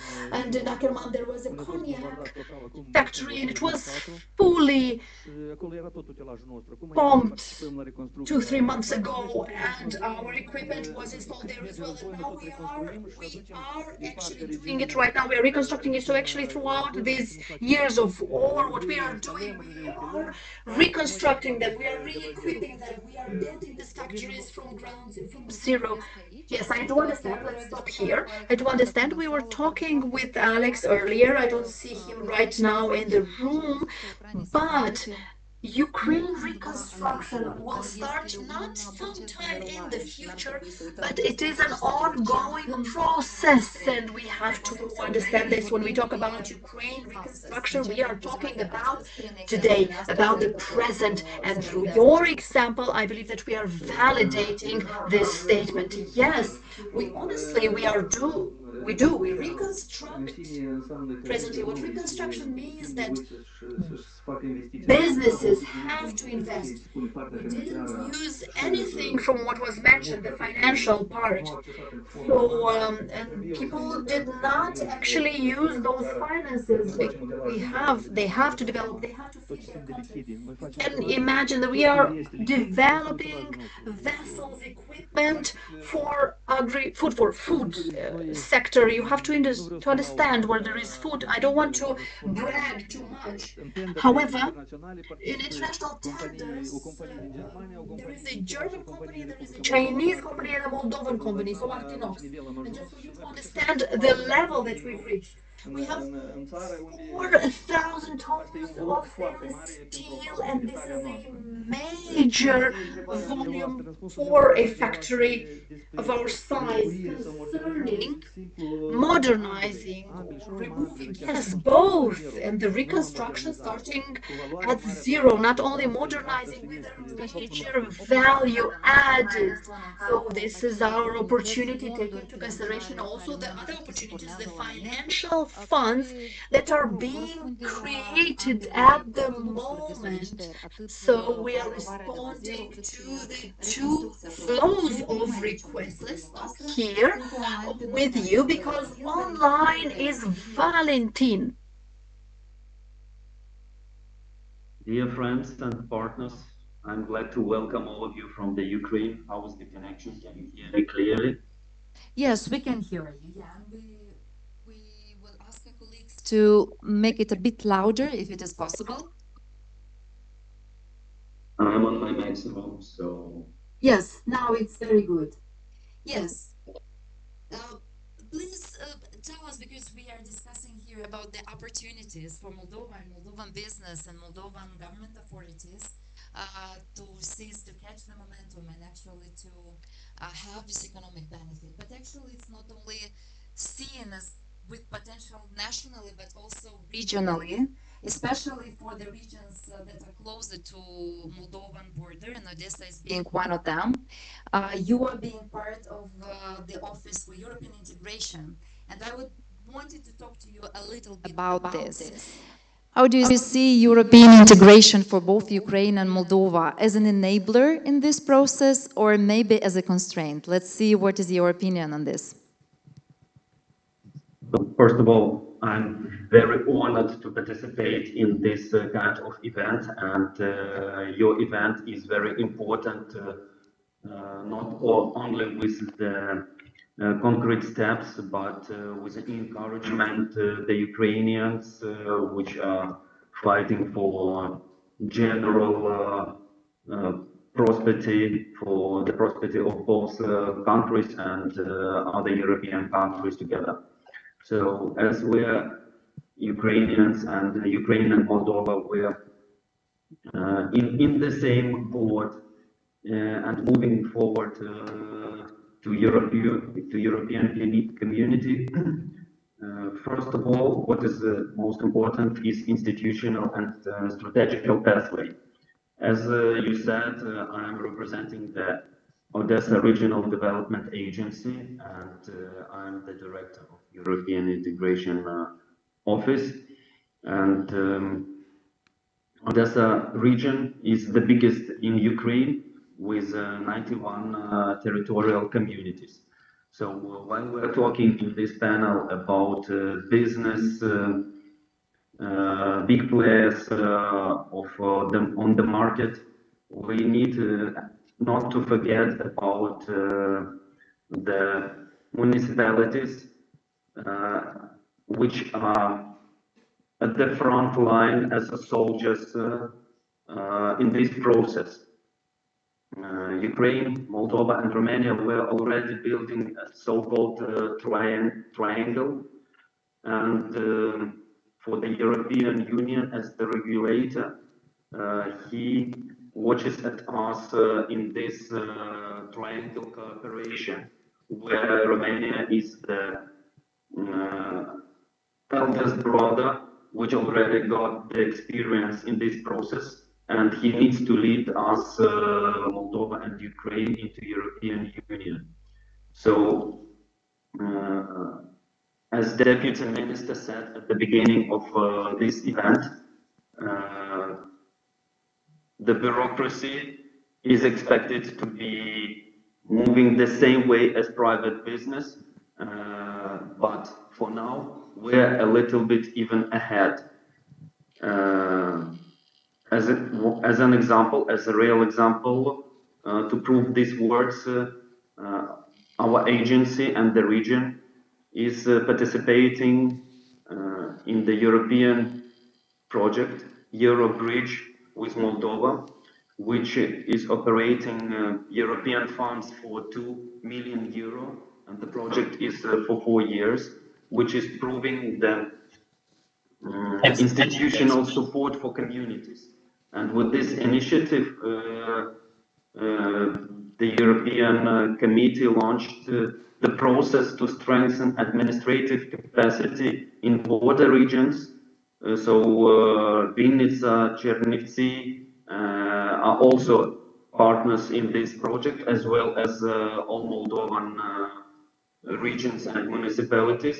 And we are together building regional collaboration between local authorities and civil society, including also innovation hubs and private sectors. Okay, let's stop a bit here. Let's park it here a bit, and then we'll return to you again. Now, să trecem înapoi la limba română și Now we'll switch back to Romanian. Let's look what we have in terms of constraints. I've the discussion on opportunities, so that we are mostly optimistic Doamna ministru, ați început deja și v-ați referit în prima parte a discursului despre unele momente care ar putea să fie o problemă, v-ați referit de birocrație și, într-adevăr, să știți că noi, ca comunitate de business, foarte mult luptăm ca să reducem acea birocrație și noi vrem ca o birocrație sau o debirocratizare să fie un avantaj competitiv al organizației noastre. Înțelegem că trecem printr-un proces de integrare europeană și cumva debirocratizarea nu prea este compatibilă cu integration process, and this is not compatible with our desire to become EU member state. But we can do this in a very smart way.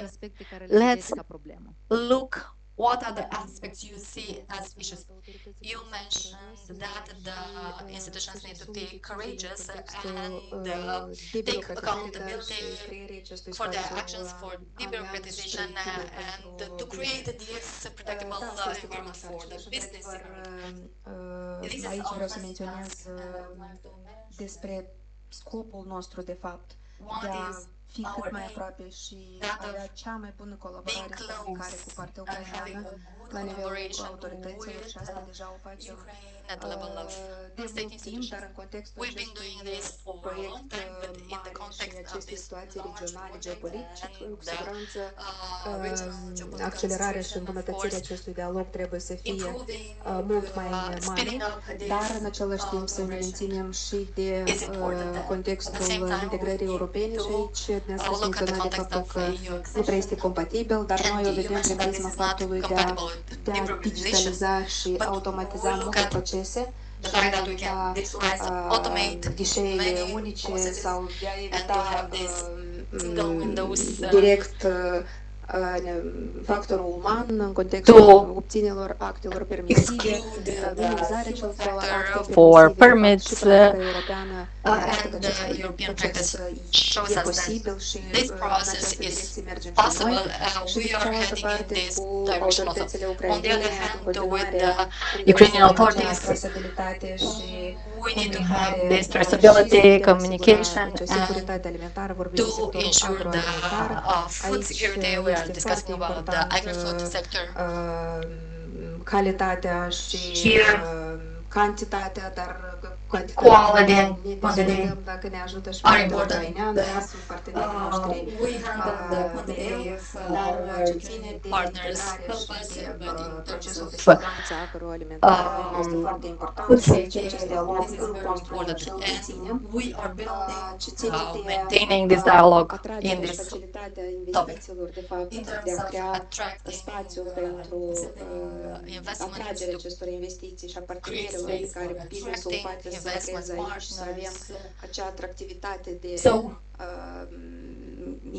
de a investi în Republica Moldova. we need to be attractive for investments. Guvern avem acel And we have that economie program economică și for aici prioritatea a fost the economic indicat și sectorul agroalimentar. and we've De altfel, identified as a priority the agri-food sector also. va continua să Actually, fie și pe plan național, dar și everything will colaborare have at the bilaterală. national level, but Cu also siguranță in va terms fi of bilateral competitivitatea cooperation, și will be linked to convergența în competitiveness contextul and economic. De convergence asta in the economic context.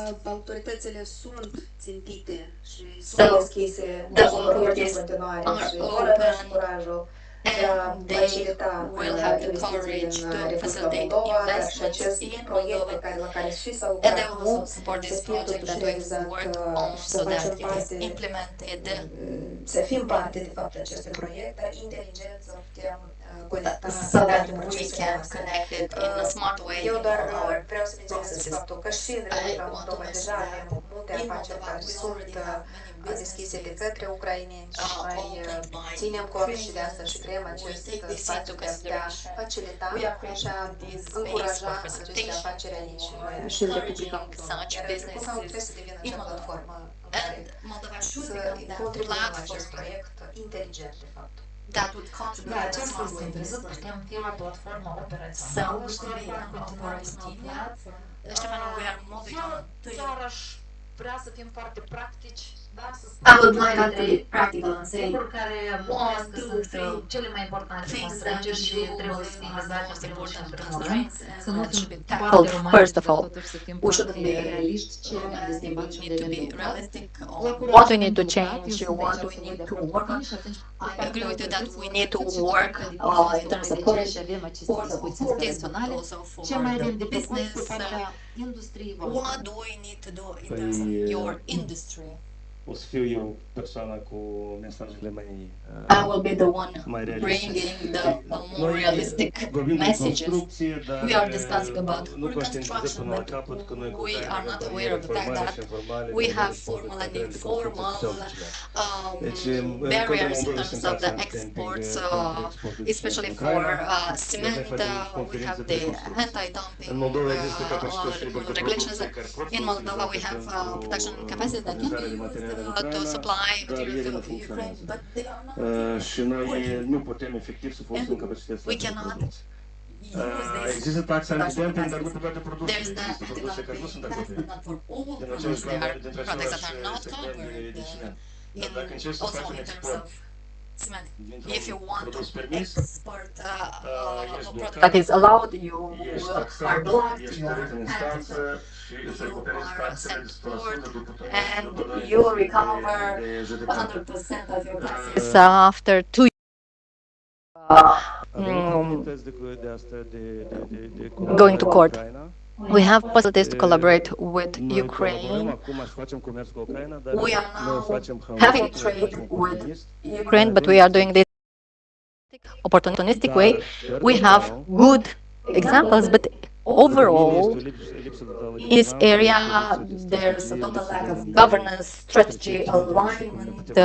We don't know what we are striving towards and how we can help each other. This is the reality in this moment, and we need to discuss about it now so that when this unfortunate war is ended, we can Sunt de acord, este corect să work fim together lucruri without comune, these dar să issues. avem și Yes, indeed, pentru we acasă. need to name things so that we can have a homework. Maxim, we continue with your 1, 2, 3 in a pragmatic way. are things good or not? We We believe that the most important bottlenecks are the logistics and the predictability of transport, the border procedures, and most importantly, the lack of partnerships with the Ukrainian market. So we need to work on this because we have high production capacities and we could help each other. Da, și poate vizibilitate de proiecte și de And proiecte maybe să we bune, să should ne have ajute better să ne întâlnim astăzi, visibilities, în primul rând, să ne visibility in terms înțeleg că of au fost mai projects, mult interes deja la opportunities, participanți și and sper că o să fim parte din that ele. projects Viorel. mentioned have raised the interest of the colleagues. Noi mari impedimenti We n-am avut față haven't de seen a partea lot ucraineană, of chiar obstacles, standardele între este even in noua terms noastră of două țări, da, că the cum standards ele erau used by the two diferite, countries. gosturi, They vinuri, were țineau different. implementarea They were related to the Acum am implementation trecut și of the ei în plans. standardele europene, Now sunt they've ok. moved to the Noi, de partea European financiară, standards. avem o Everything is problemă okay. In terms of the pentru toți financial partenerii, aspects, adică we have an issue because partenerii ucraineni s-au the dezvoltat Ukrainian mult mai bine partners dacă ar avea un would acces mai develop ușor și mai more stabil la if finanțe. they Ei, had din toate problemele more toate, comfortable noi access vrem to să dezvoltăm funding. atâta, dar anul ăsta We facem want to atâta, develop fiindcă this facem much, mai but puțin, fiindcă nu avem this finanțare. year E o we can problemă do foarte mare. less Deci because sunt riscuri clar we că don't băncile have nu funding. dau, nu pot să le... Prin Indeed, intermediul, the banks are not cred că deja offering this banii care să vină funding, către and I reconstrucția think that ucrainene the ar fi money mai ușor. that A once doua we have the problemă, money for the reconstruction, it noi o will be vedem în easier. felul următor, pentru compania Another noastră, issue simplu we contractele see is that for care our noi le avem company, cu the partea contracts ucraineană, we ele have durează până la un with an. Și o problemă foarte mare este Ukraine are up to 1 year. este 180 de zile în legislația ucraineană este And chestia asta de the Ukraine law says that the money should be repatriated within 180 exportăm toată marfa, adică days. tot avans care a fost dată, nu putem să exportăm timp de... Sunt momente Yeah, când we putem, cannot da, fiindcă export for the furnizorii whole așteptăm down metalul payment 3-4 because luni, we procesarea la can fabrică, wait la for noi the tot mai metal exportarea, da? 3-4 months, Asta e o then we need to problemă process gravă, the metal, fiindcă then asta sunt do the penalități. export, Partea ucraineană and trebuie then penalități și we partea have Moldovei, tot, penalties. în They primul have rând, de la penalties, and dânsii. we Chiar recent have acum cu penalties from companii them. foarte mari de Even biogaz, recently noi we had am intrat deja în 180 de zile și am fost discussion about this 180 days with întoarcem banii înapoi, fictiv, a company, and we had to just send them the money so that they can send it back to us. This is just formal. I just wanted to mention that since the war started, we were, well, I'm very emotional because I was very impacted by the war. This situation is very serious. Honestly, I decided that the equipment we manufacture for both industries, they will be sold at the same prices as for Moldova. For Moldova, we want to have fair price for the Moldovan market. We don't have taxes and so on. So they receive the prices for Moldova. This is 30% lower than the Moldovan market. This is how we want to support Ukraine in these difficult moments they are going through. We understand that without Ukraine, the situation would be very bad for us. We're talking about constraints here. Where do you see the major constraint in this transborder cooperation that needs more communication, and then you believe it will unblock certain opportunities?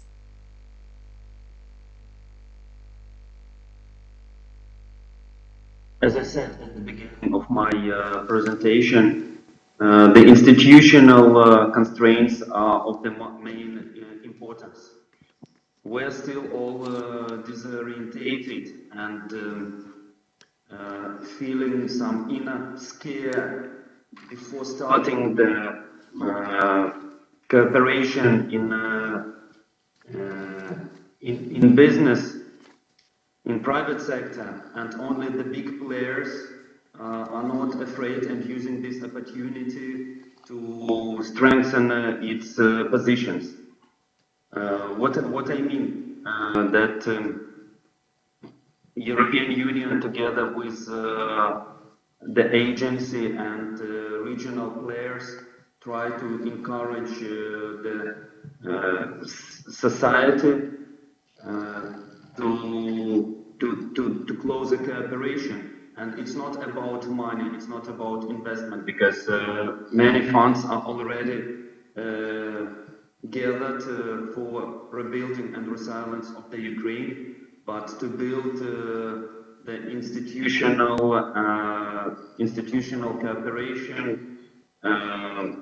is of great importance. As I said, the project, European Ukraine-Moldova Bridge, Euro Bridge project, is implemented during 4 years, and its main role is to build this law cooperation based on permissions, licenses, and building corridors for cooperation. So the opportunity that our countries and the generation has is of high historical value, but of course the constraints are in some way unexpected.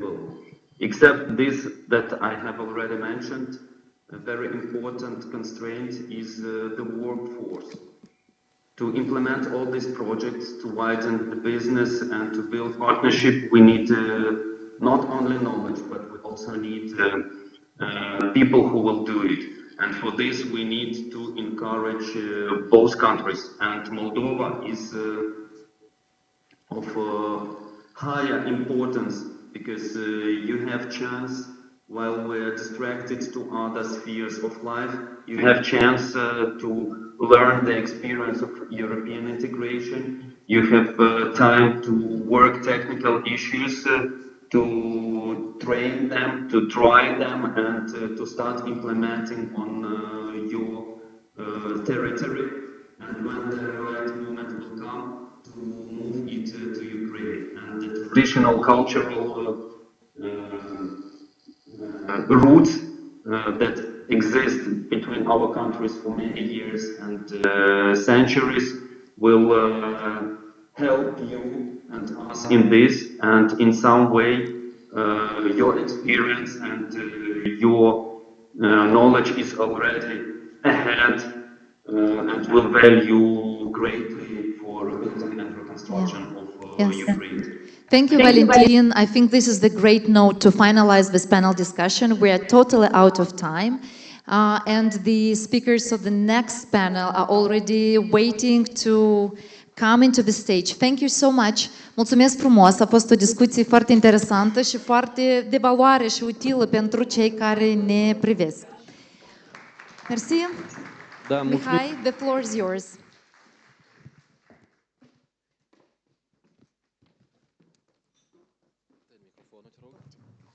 Thank you very much. We'll continue. Next panel will be in English. May I have one more chair, please, if the team may help me. I would like to invite to participate in the next panel Ms. Karolina Novak, State Secretary from the Ministry of Energy, Mr. Nikolai Mândra, State Secretary from the Ministry of Regional Development and Infrastructure, Mr. Matias von Tuche, CEO Danube Logistics, Mr. Sergei Sharpan, CEO Nova Poshta Moldova, and Lyudmila Shevchenko, the Head of Investment Office, Regional Development Agency of Odessa Region.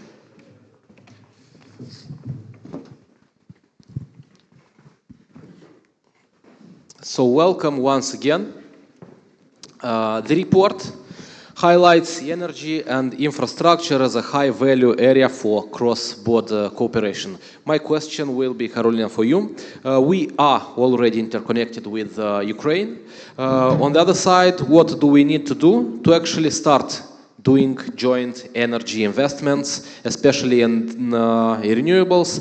And also, how is the Ministry of Energy planning to align Moldova's renewable energy transition with Ukraine's reconstruction efforts to potentially create a synchronized green regional energy hub? Thank you very much, Mihai. Good afternoon, everyone. It's a pleasure for me to be here on such an important topic for us.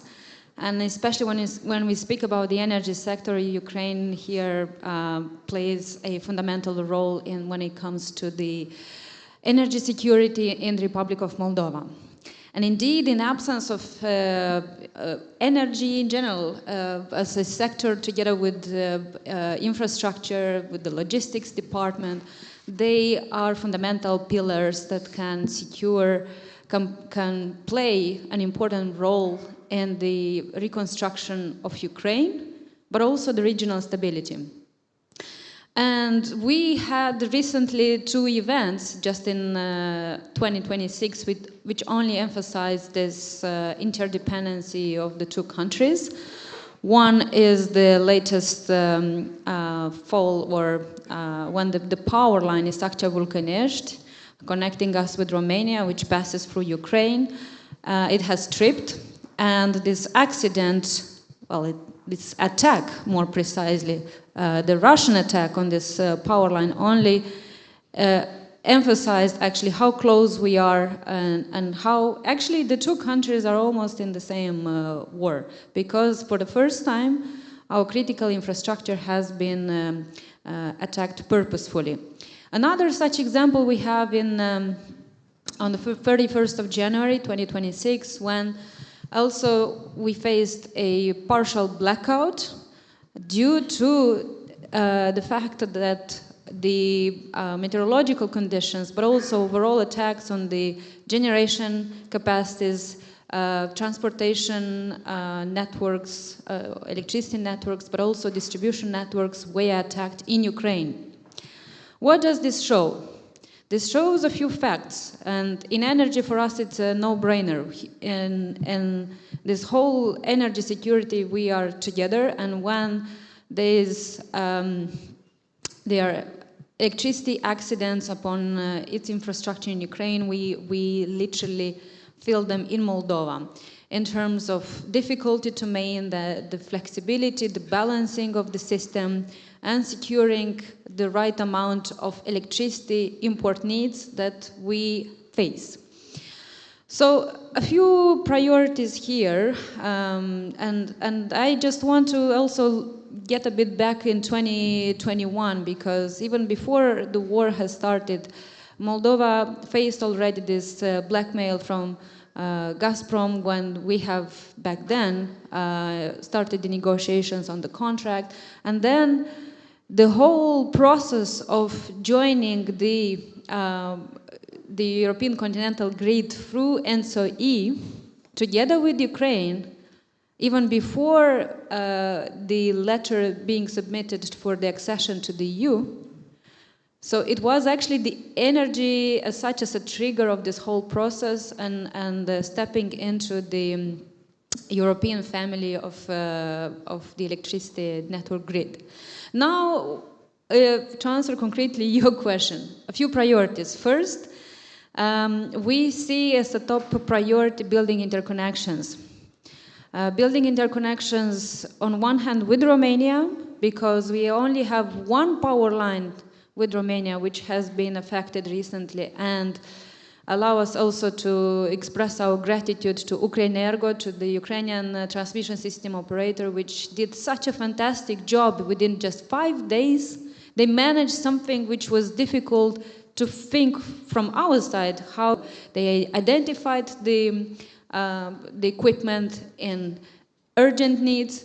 They've managed to put it back despite the concerns that we had meteorological conditions with rain and so on. This is truly fantastic, and we only want to emphasize how in difficult times collaboration and solid partnership is important for both countries. So for us, the priority is to build these interconnections with Romania, 2 other ones, Belt, Suceava, and Gutinaș-Strășeni. And with Ukraine, we have 21 power lines. Now, out of these 21 power lines, 7, they are of 330 kV, kilovolts, and only one, Belt-Dnestrovsk, I feel like I have to have a map, when speaking about interconnections. But in any case, only one is through the constitutional Moldova, meaning in absence of the region of Transnistria. That is to say that the other 6 power lines, they are passing through the region of Transnistria. What I want to say here is that for us, it is precisely for this reason that we have pushed for Belt-Dnestrovsk, the second circuit, the second power line, in parallel to the first one. Now this has been selected as a project of energy community's interest, meaning it's a project of utmost importance for both countries. And now we are in concrete discussions with IFIs to secure finance for this project. Beyond power lines, there's a lot of opportunities when it comes to renewables. This was referred, but also balancing capacities. And in the previous panel, there was a reference made on biogas, and Ukraine is such a great example for us in terms of developing biogas facilities, in terms of going ahead with bioethanol, biomethane as well. And we highly here invite Ukrainian investors to consider such opportunities in the Republic of Moldova. The same is referred to the gas sector as well, just a few elements there because it only emphasized the regional importance. In 2022, Energocom was the biggest user of underground gas storage facilities in Ukraine. Despite the fact that some other European traders, gas traders, were afraid of how the whole situation will develop. And even more so, Moldova was the biggest promoter with the Ministry of Energy of dropping the tariff, this bundle tariff for the vertical corridor that comprises also the Trans-Balkan pipeline, and to have a reduced tariff for entry points for this whole vertical corridor to 50%. It's something we pushed from the start because when you have gas stored in the UGS in Ukraine, it also means more liquidity and more resources, financial resources for Ukraine due to these storage facilities, which by the way is one of the biggest in Europe as we understand. And more so has to be done on cybersecurity. Recently, this triple cybersecurity alliance between Romania, Moldova, and Ukraine has been signed in Kiev, and we want even a specific focus on energy sector, because with Russia's attacks in Ukraine on our critical infrastructure, we need more focus on cybersecurity, we need more resilience, and even more so with the increase of renewables, because in Moldova we managed to increase these capacities by 12 times, but this has to be done in a rational and, I would say, with a forward thinking while we go forward. So there's a lot of opportunities ahead. We are more optimistic and I would say more positive. When it comes to building a resilient energy system, this goes hand in hand with building a resilient system for Ukraine as well. Thank you very much, Carolina. Taking into consideration that you are a little bit in a rush. Yes, I'm very sorry. I will have to go after. Just a short question. You have touched upon it, but still the report stresses the need for trilateral cooperation between Moldova, Ukraine, and Romania on the reconstruction-related economic collaboration. From an energy perspective, what new mechanisms might be developed? And what would be the first practical step to make this coordination operational in order to develop those which you have already mentioned in the first question? So I think on one hand to involve the IFIs, EBRD, EIB, because we already have a few projects, right? We know these projects on the power lines. They had multiple different projects, and even these days we've been discussing about this. So we have Belt-Dnestrovsk 330 kV, which needs to go ahead. Why this project is very important? Because on one hand, it allows for more renewables to be integrated. Very important for us, but even for Ukraine, because we could export this surplus of electricity, or when we cover our needs. And we know that the market is still, in Ukraine, is in very high needs of power volumes. This can be reflected. But also, again, I would need to have a map. If you look at the interconnections at the north of Moldova, we have fewer such interconnections. So it's a matter of decongestion of the power system from the Republic of Moldova and securing this, we call it a circle. And we need such power lines also in the south between, for instance, that's why we are building Gutinaș-Strășeni. And there are some other projects right now under consideration. And our discussions with Moldelectrica, for instance, with our transmission system operator, is, for instance, to have a technical study where a feasibility study, where all these power lines in the south, they are being considered, so between Romania, Ukraine, Moldova, and to understand strategically which one is providing net benefits, technical benefits, economic benefits, right, to all three sides. Because clearly, and also another aspect, by the way, the biggest potential in the Republic of Moldova for wind, it's also in the center and especially in the south of the country. Today we will see the admissibility for the second renewable tender, where we have 170 megawatts for wind and 44 minimum megawatts hour for storage. And to our knowledge, there might be also a big project in the south of the country of over 100 megawatts. More is to be seen, but that was the intention so far of what we were aware. What does this show? This shows the value, the importance, and interconnections they have.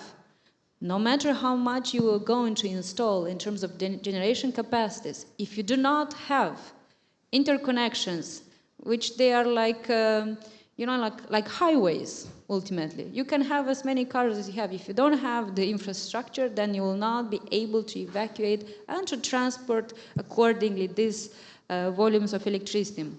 And again, we believe also in Moldova, obviously, despite all the challenges that we have, but by the way, massive transformation in this sector has been done so far, we shall also think and reflect, and that's something for the investors to reflect upon, securing the needs, electricity needs of Ukraine. When you have over 60% of your generation capacities that were destroyed in Ukraine, they're importing from other countries, but why not Ukraine, why not Moldova to be able to also export these volumes of electricity? And in fact, in our NECP, National Energy and Climate Plan, such, we see even being ourselves a net exporter in around 2035 period. Of course, if we have built all the interconnections required for such volumes. Thank you, Carolina, very much for this meaningful insights. I will just say the following, because I really apologize. I'll have to go for an emergency situation because we still have emergency situation in the energy sector. If there are specific questions on the energy side, please reach out to Mihai, to the team of Invest Moldova, and we will establish a meeting and answer more concretely. Thank you very much. Thank you very much. I will switch now to the Ministry of Infrastructure and Regional Development. Nikolai, infrastructure will play a vital role in the reconstruction of Ukraine. From a road infrastructure perspective, what are the top 2-3 priority projects that could improve the Moldova-Ukraine transport corridor? And also in the report, interviewees pointed out the constraints and insufficient crossing capacity at the Yampil-Soroka corridor, for example, and the weak road infrastructure. Where do you see the biggest policy gap today for the infrastructure? Projects preparation capacity, cross-border coordination, or access to financing mechanisms? Yeah, thank you. It's a very short and very important question. The answer is that the Republic of Moldova, together with Ukraine, started the processes to increase the logistics between the European Union through the Republic of Moldova to Ukraine in 24. In July 24 were approved the modification of new regulations related to the European trans-European corridors in all types of transport, This means that starting with 24, Republic of Moldova and Ukraine, we are together part of these important corridors for the transports which are coming from European Union to Ukraine and vice versa. In this perspective, the Republic of Moldova starts a lot of projects with the preparation of feasibility studies related to the one of the big projects in our country. It's a highway that is linked Ungheni to Odessa region. Another one that you mentioned is Kosovo-Yampol Bridge that is now under the discussion when this project will go on and how it will be financed. We have finance and the documentation in hands on the one big project which is related to the Giurgiulești region. The project about the reconstruction of the existing road, the construction of new bypass of Giurgiulești, the developing of the in this region of parking space, safe parking space for the road transport between the Romania and Ukraine. Another thing is that now we are working on the restructuring of the Moldovan railways. It means that up to the end of this year we will have restructured two companies, two joint stock companies, which will deal with the infrastructure separately of the railways. Another one will cover the logistic part and transportation. The scope of this restructuring is to have the liberalization of the logistic on the railway. We will open the possibility, we will start this procedure to open the transportation and the logistic possibility for any other company in this region to go through the Republic of Moldova and to link the Ukrainian side. So the infrastructure project that the Republic of Moldova now are developing, the ongoing projects, the new projects that will be developed, are about ensure the logistic and to have it as it possible verificated, because it's important for I think a lot of companies that will provide the materials, the goods from the EU to Ukraine and vice versa, to have any possibility of transportation. And in this matter, the Republic of Moldova, the Ministry of Infrastructure, are working now to create this possibility for the transportation and for the logistic companies. Thank you, Nikolai. Probably it's worth mentioning here also the electrification of railway from Ungheni to Chisinau. But regarding the projects which you mentioned for the south of the country, for Giurgiulești region, do you have a deadline or established timetable? Yeah, thank you. Actually, yes, the electrification of the railways, it's another huge project that is now under the feasibility study. We have a huge list of the feasibility studies that are now under the preparation in order to make this possibility to have the bankable and the mature project for financing to increase the capacity of transportation and these logistic chains between the European Union and Ukraine. Related to the Giurgiulești section, the Giurgiulești area and this project, the financing is covered 50-50. The 50% is a grant from the Commission. Another 50% is a loan from the EBRD that will be signed soon. The timeline for this project is end of 28, beginning of 29, depends on the tender procedure. The thing is that this project will link the Giurgiulești port, not only the private one, but the national Giurgiulești port that we have. It will link the railways and the highway to have this logistics center in the Giurgiulești. Another one will be built in Chișinău. That is now under the feasibility study too. Another one that the logistics center that we will build in next few years. It's on the Ungheni region near the Berești.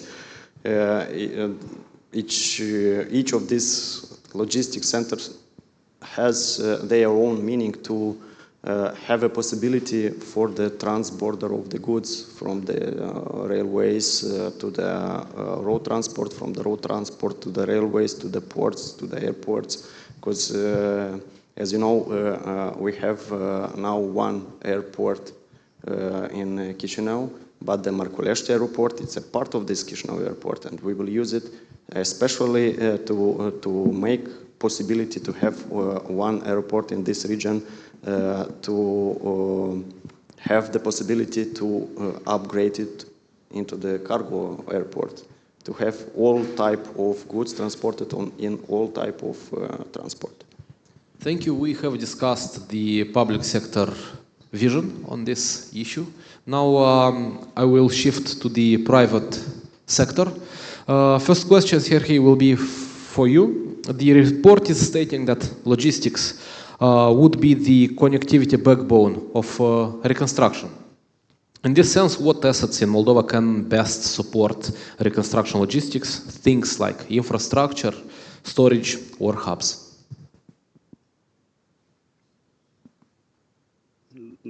Доброго дня. Дякую за запрошення. Дійсно, логістика буде рушійною силою для відновлення. Вона в цілому являється Overall, as we've heard from the colleagues, many issues, route and logistic issues. So I believe that Moldova is supposed to be the operational aviation hub for Ukraine's recovery. It will enable us to shorten the time of delivery of cargoes to connect the global markets such as US, China, because lots of spare parts are imported from that, and unfortunately we don't have the direct aviation route with Chișinău, and it makes it much more difficult to restore, reconstruct the enterprises, the production facilities, to move forward the economy. So Moldova also needs to develop multimodal hubs. They will ensure the transportation to all the directions of all modes of transport, and it will empower the logistics both towards and from Ukraine, and will ensure the gateway to other markets, and it will help Moldova itself to further develop its economy, because logistics is a key now. With the support of this hub, through the direct connections with US and China, and through Chișinău, we can achieve the 3 days of shipment from China to Chișinău, and 1-2 days travel to shipment to Ukraine. It is going to be a significant step for the recovery. Indeed, the functioning of multimodal centers is a core for solving this problem. There is the intention of the government to build up the multimodal at Berești near the Romanian border. I have presented it during my introduction speech. The second one is the intention to have such a multimodal center near Chișinău. And last but not least is the potential of Marcolești Airport for cargo reasons. Matthias, from the point of view of Danube logistics, What types of partnership actually work in practice to turn opportunities into real projects from what you have done already, and what are the potential in the near future? Donor-related, joint ventures or PPPs, how do you see it in the future? Especially in the context of the reconstruction of Ukraine, for sure. Thank you very much.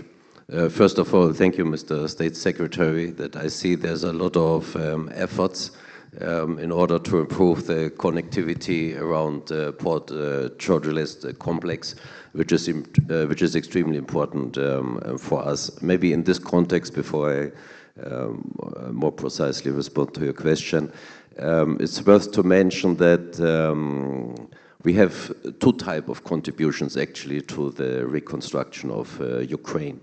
And we have developed as a multimodal infrastructure hub for the Republic of Moldova.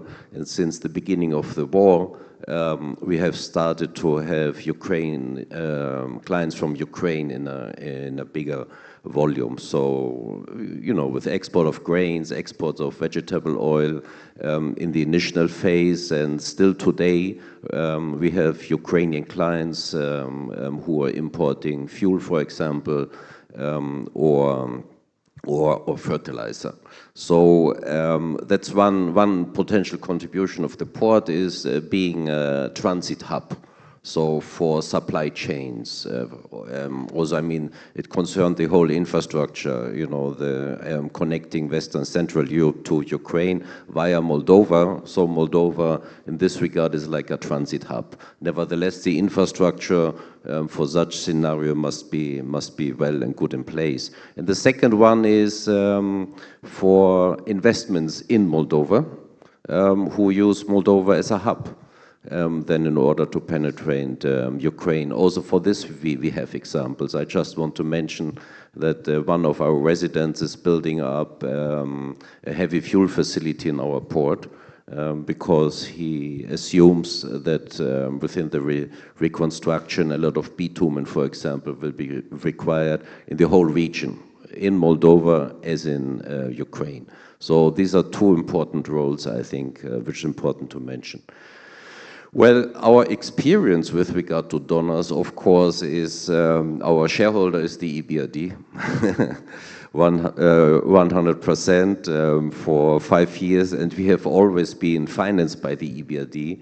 So, and as we are privately organized, I think this is the preferable model, even if the EBRD were not the shareholder, but to obtain funding from an international financing institution. I think this is like our preferred way, because even if we are a transit hub, we are located like in Moldova, we are serving the Moldovan needs.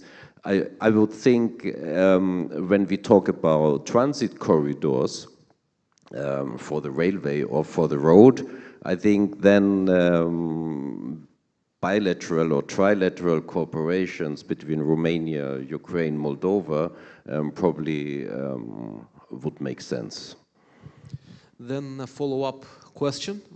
If we look in short term, what projects could realistically happen in 2026? Those on which you are working already, or those which just starting during these 3 months of 2026? So the most important project is the extension of the capacities within the port in the moment. Our cargo terminal is heavily, let's say, overloaded. We have an enormous demand from Moldovan clients, and also it's also our priority. I mean, we are serving Moldova. We have many clients we cannot accept, also many Ukrainian clients. In between, we accept Ukrainian clients, of course, but this is a huge challenge. Project design, construction permit, everything is available. We want to build a new terminal. And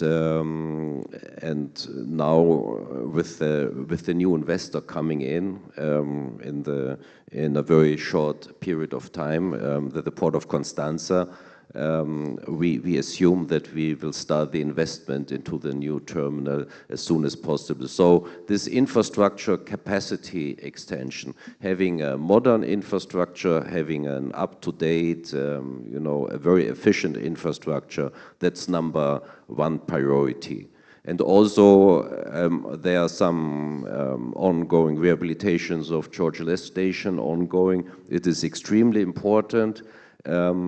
We have to think of how to manage also like the public traffic of the railway here, for example, for transit trains, because we had an interesting experience. There was a constraint in 23 when trains coming from Ukraine passing via George Less, via Moldova, then further to Romania. And it's about capacity of the infrastructure, but it's also about management, and it's about coordination. At that time, we experienced that there was an insufficient coordination here, and that's why we also recommend, I mean, there must be some, or there should be some bodies, trilateral bodies between Romania, Moldova, and Ukraine, and they should take care of bottlenecks, constraints. A short one. What is today's capacity, and how much you want to extend it according to the new terminal which you well, want the port capacity itself, it's like 3.5 million, but it doesn't say a lot because we have different terminals, and each terminal has to be valued by. But it depends on the water level. Yes, by itself. But we will build. We have a volume of 2 million. In the private port, another 800,000 or so in the state port, and with a new terminal we will extend another 1 million tons. But this is extremely important. Thank you very much. Ludmila, I will switch to the Investment Office Regional Development Agency of Odessa region. The report calls Odessa the economic and logistics powerhouse of South Ukraine. As if we look toward regional recovery, what are the key investments and development priority for Odessa right now? And also the cross-border integration with Moldova is described as a natural corridor.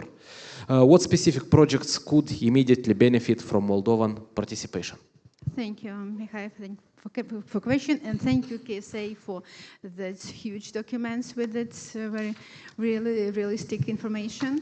Thank you, Maib, for the warm atmosphere. And let's go for the logistic potential of Odessa region. As you know, there are 5 largest ports in Odessa, and I had a new investment passport just published for you. In order to be correct with the figures, right? Yeah. And 7 largest ports in Ukraine and 5 international transport corridors passing through the Odessa region. Completely, it's 20 road crossing points. So we had the same bottlenecks problem within our, in the crossroad points, and also big potential of our sea ports. For example, 88 million tons was exported by sea.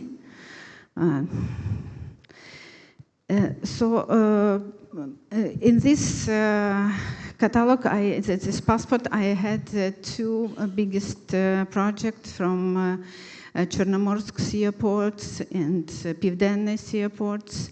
They need investment. They're looking for investment for development of their infrastructure and recovering after the shelling.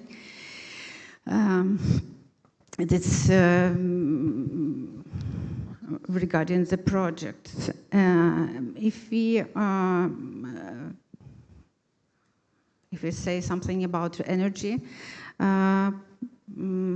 cooperation, as my colleague Valentin Bogachuk said, 91 community there are in Odessa Oblast, 2.5 million people population live there, and all Gramadas looking forward to opportunity to be autonomic in energy supply because of blackouts, because of shelling.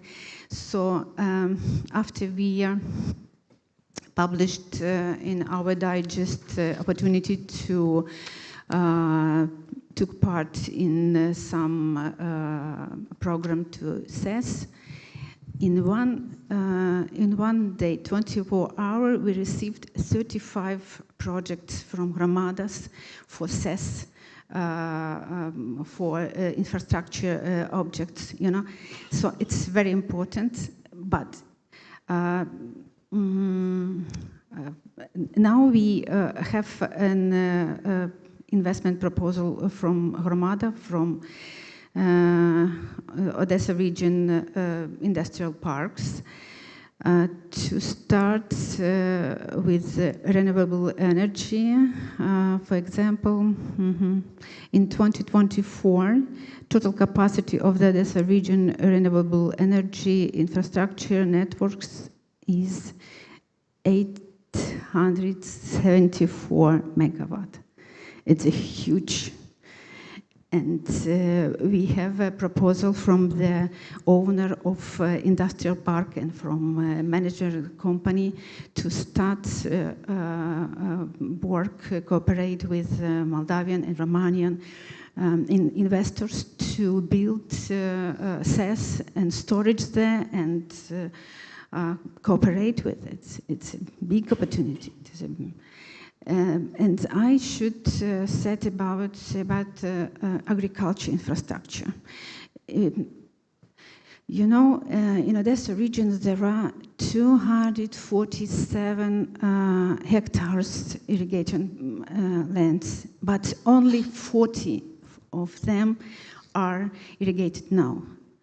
You see how many needs to be supported, and so we're looking for investment from Moldovan.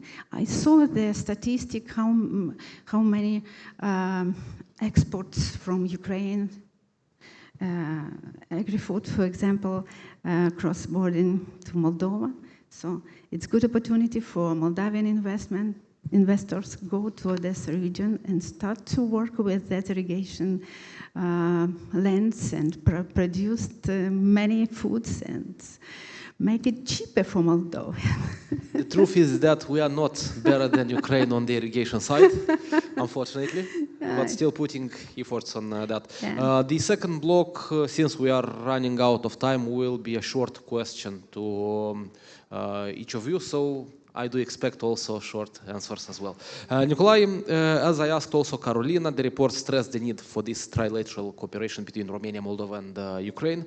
From an infrastructure perspective, what new mechanisms might be developed and what would be the first practical step to make this coordination operational as soon as possible? Yeah, actually, starting with 23, there is the Quad group of discussion we have once in 2 or 3 months meeting between the Ukraine, Moldova, Romania and the European Commission. There is a Quad meeting which is responsible for any bottlenecks in all the projects in the region. So now at this working group we have a discussion between our colleagues at the level of ministries related to the signing of memorandum of understanding between all 3 countries and in coordination with the Commission to exclude all the cross-border bottlenecks. In this order, we have now 4 projects on the increasing capacity of the cross-border facilities in Ungheni, Leușeni, 2 in Ungheni, 1 in Leușeni and 1 in Giurgiulești. The same discussion we have with this Quad group related to the cross-border projects between the Moldova and Ukraine. One of this project is Kosovo-Tsiampol Bridge and connection roads to it. In this group, there are decisions related to cross-boarding facilities that we have now and the projects that will be developed in next coming period. This one sounds good. There is also a great project within the EU SAFE program, the highway from Yash to Chisinau and Odessa. You have mentioned the bottlenecks. This is why, Serhiy, the next question will be for Nova Poshta. What are the priority bottlenecks which are to be resolved to scale cross-border connectivity and operations, from your point of view?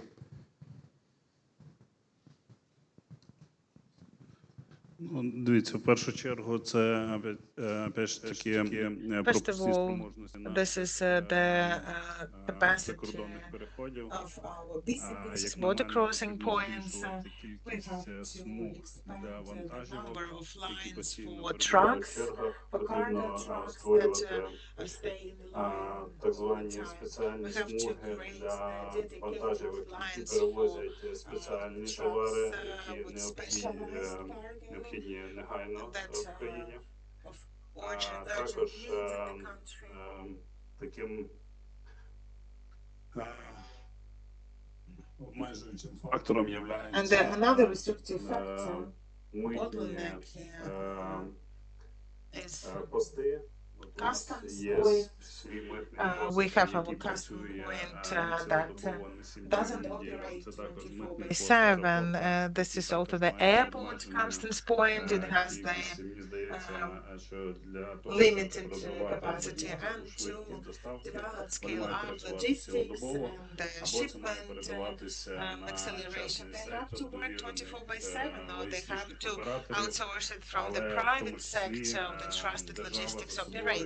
But the state will preserve the right and responsibility to check selectively those operators for them to comply with the various requirements. And the third thing is the document flow. We have to shift from the paper, from hard copies to digital ones, and we have to harmonize document flow between Ukraine and Moldova to avoid the suspension of the border crossing point and just figuring out what Thank you, the Matis. I would papers. keep the same question for you. So between border processes, capacity, standards, authorizations, interconnections, from your point of view, which should be addressed the first from the government perspective, but also from the perspective of business operators? I think we need to have a very efficient infrastructure. I mean, that the connectivity has to improve. I mean, still today, and it's not the fault of this government, it's an old story, but the road connections to the ports, the road connections between the countries, the railway connections, that must be everything in top shape. You know, I mean, even today, you know, that the railway connection to Chisinau within Moldova, it's still blocked. It's now under repair, but the infrastructure must be in top shape. That's why we need the new terminal. The state needs to realize these infrastructure topics. And of course, border control. We had years before it has improved, but you know, trucks are still waiting at the border between Reni and Georgia-Lest.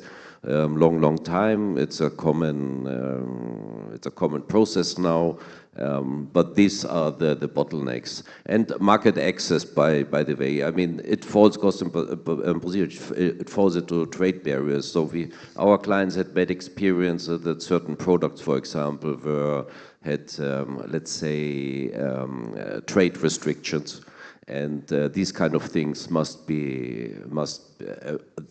that there must be a committee or like a panel, as it was just mentioned, where we can escalate these topics. I think that's the most important. Indeed, a fair comment. The Ministry of Infrastructure, for sure, He noted already those bottlenecks and will address them in the near future. Many of them are already in the process.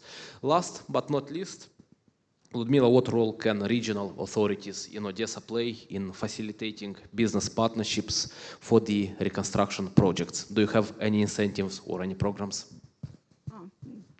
You know, agency was founded by the Odessa Oblast Administration and Odessa Oblast Council.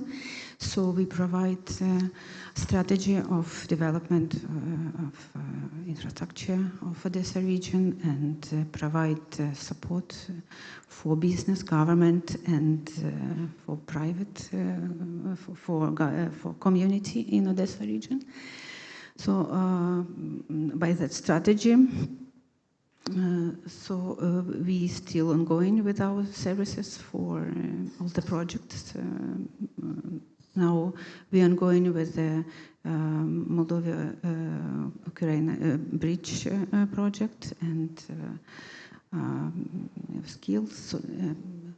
So it's ongoing. We are on the road to work with Moldovan and Romanian partners. So we may rely on the Ukrainian authorities while providing data and all needed information for investments, right?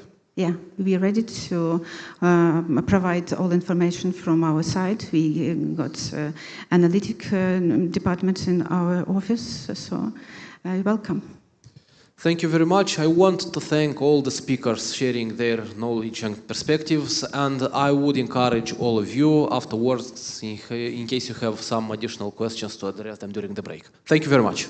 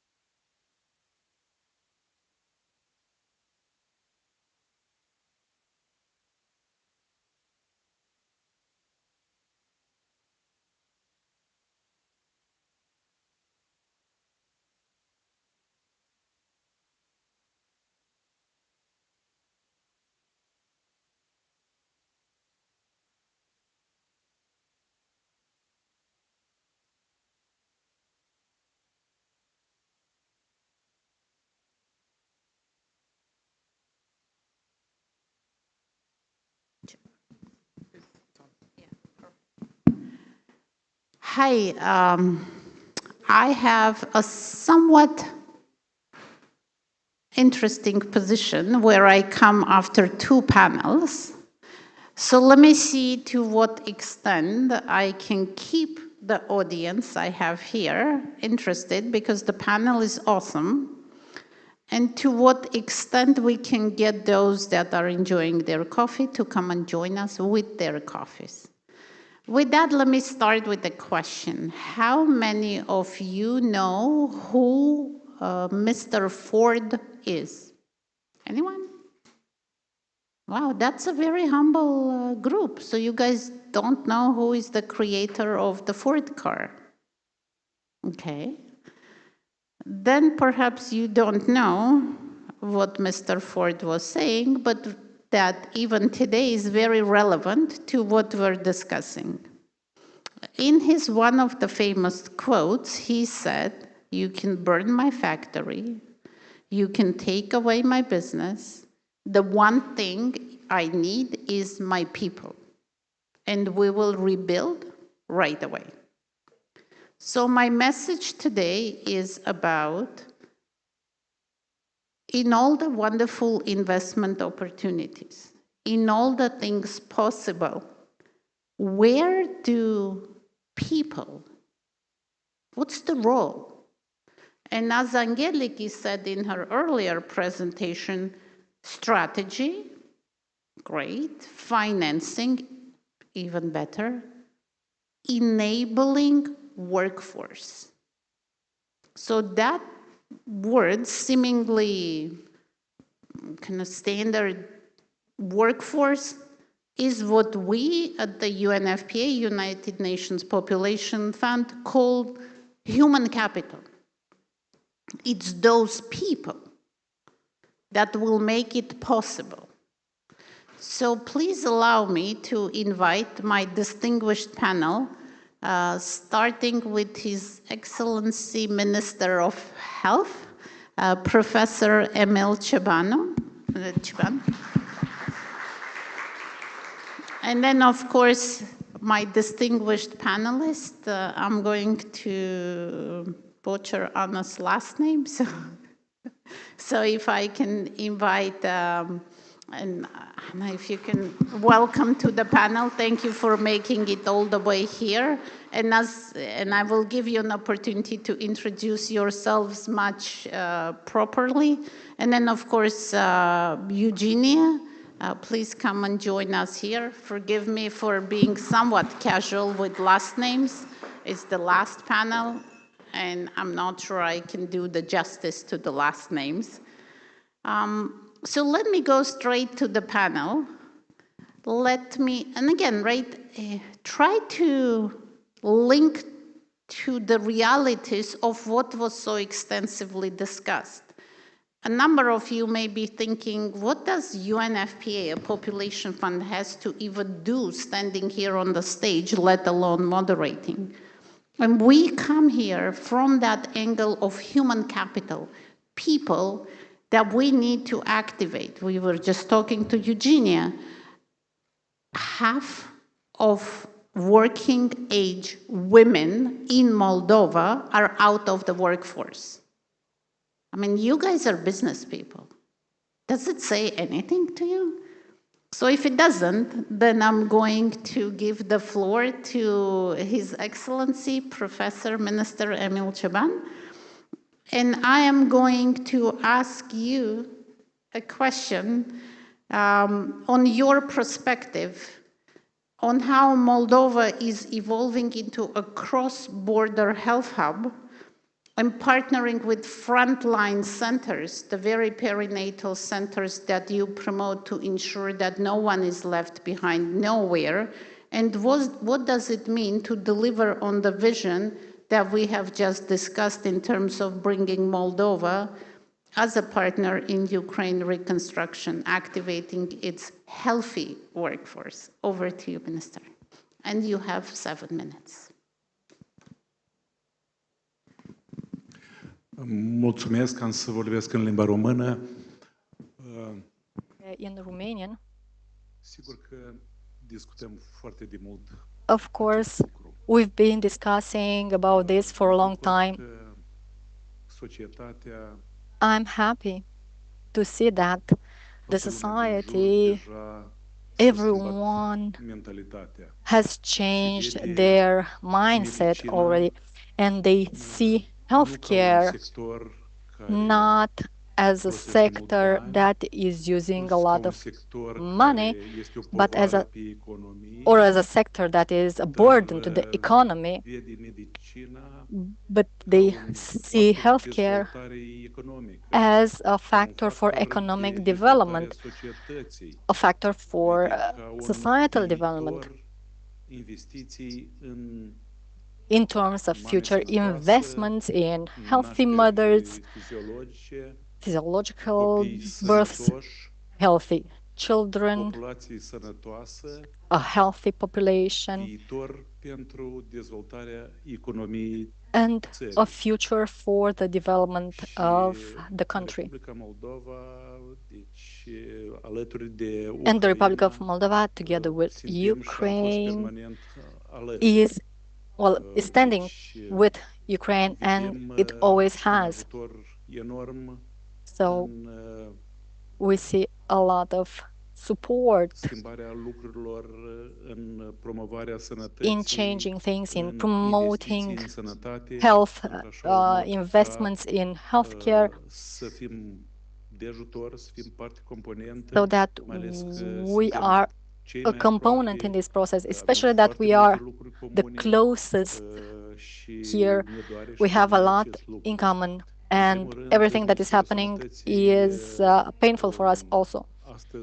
The Ministry of Health is putting in a lot, well, is undergoing a reform, the reform of family healthcare, the construction of 2 regional hospitals. Sau redistribuirea și regionalizarea multor poziții din sistemul de sănătate, cum este oncologia, the reshuffling of many positions like in oncology.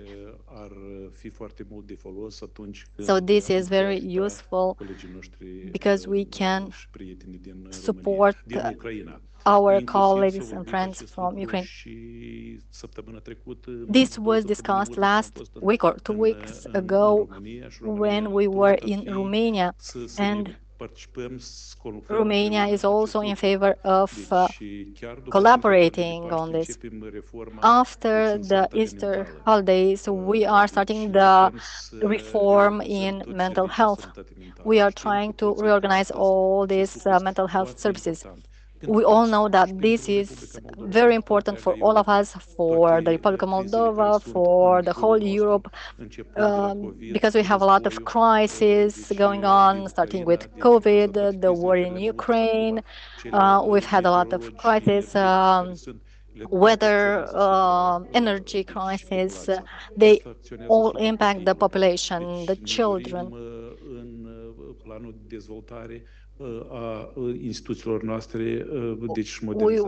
want to upgrade the departments for children's mental health to approach the addictions, different types of development disorders.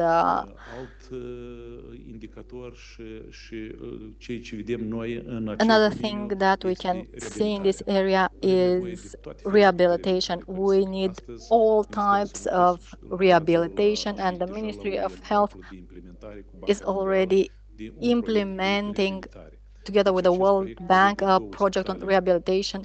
This involves 2 hospitals, one for adults and one for children. And this would be central ones, and 25 hospitals in the region. We include the regions in the northern part and in the southern part of the country, and also in the central part of the country, where we have good infrastructure for medical rehabilitation, and we could have different types of rehabilitation, psychological, post-surgery, post-prosthetics, many things. These are very important elements. Now we are focusing on general practitioners. We are discussing with our partners in the healthcare system to support family doctors with mobility, to have cars. We are opening youth-friendly practices that are friendly for mothers and children.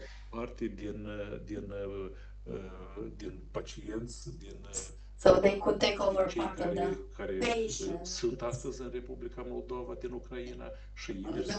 are from Ukraine, present in Moldova. And we are discussing together with the Minister of Health from Romania to have an international program for cross-border emergency care, so that we can cope with the situation and support our colleagues in Ukraine. So this is what we are taking into consideration. But what's most important is the investment in the human resources, in healthcare, and this can have an impact on the reconstruction of Ukraine. Thank you. Thank you, Minister. I think this is exactly where we start, right? You all heard dezvoltare economia, economic development, and then Mari Sanatati, which I assume means great health, right? The two are linked. And hearing it from the minister himself, I really hope allows us to frame the discussion. And again, right, roads, bridges, reconstructions, buildings, critical. But we need healthy people with mental ability to be part and parcel of what this reconstruction is going to be all about. So now please allow me to move to Anna Onishenko. I did it. And then, you know, Anna is bringing a slightly different perspective. While you guys will allow me to break, given the look on Alexandru's face, we have an inclusion from Ukraine, and then we will continue. Stay with us after the break. I really feel like a CNN anchor. Thank you, Karina, and apologies for interrupting, but we have Yegor Pereligin, who is the Deputy Minister of Economy of Ukraine, connected, and he will say a few words to us. So apologies, Anna, for interrupting, but I think it's... Mr. Deputy Minister, thank you for being with us today, remotely. Do you hear me? Yes, thank you very much for this invitation. Thank you, I can hear you just fine. Thank you, that's great. We are having a conversation based on the study which was prepared by Kyiv School of Economics, looking at a few industries. I'm pretty sure you have taken a look at the study. So we've heard from the Deputy Prime Minister earlier in the morning about how Moldova is, as a public sector, as administration, looking at the potential of the investments and economic development contributing to Ukraine's reconstruction. Can you say a few words from your side? What is there as potential, and how do you see the development? And what can we do also as a business community and also development partners community in order to contribute to that? Yes, of course, thank you. Perfect. Yeah, I would like to say that look, it's a great opportunity to speak and talk to you today. We value highly the fact that we are integrated in one, I would say, geographical space. It's very important to take note of that, because as things change, as history changes, as geopolitics change, what remains stable and the same are the core people and the core countries and the core regional allies that have remained with you. And it is very and highly important to understand that your geographical constraints and your, I would say, value chain constraints and supply chain constraints are always the factors that will shape or make or break the future of any country, any investment capability, any reconstruction capability, economic growth capability, etc., etc. So I would like to say that Ukraine's reconstruction, it's not only about, you know, better rebuilding or about just simply reconstruction. It is an economic opportunity in Europe that Europe has not seen in decades.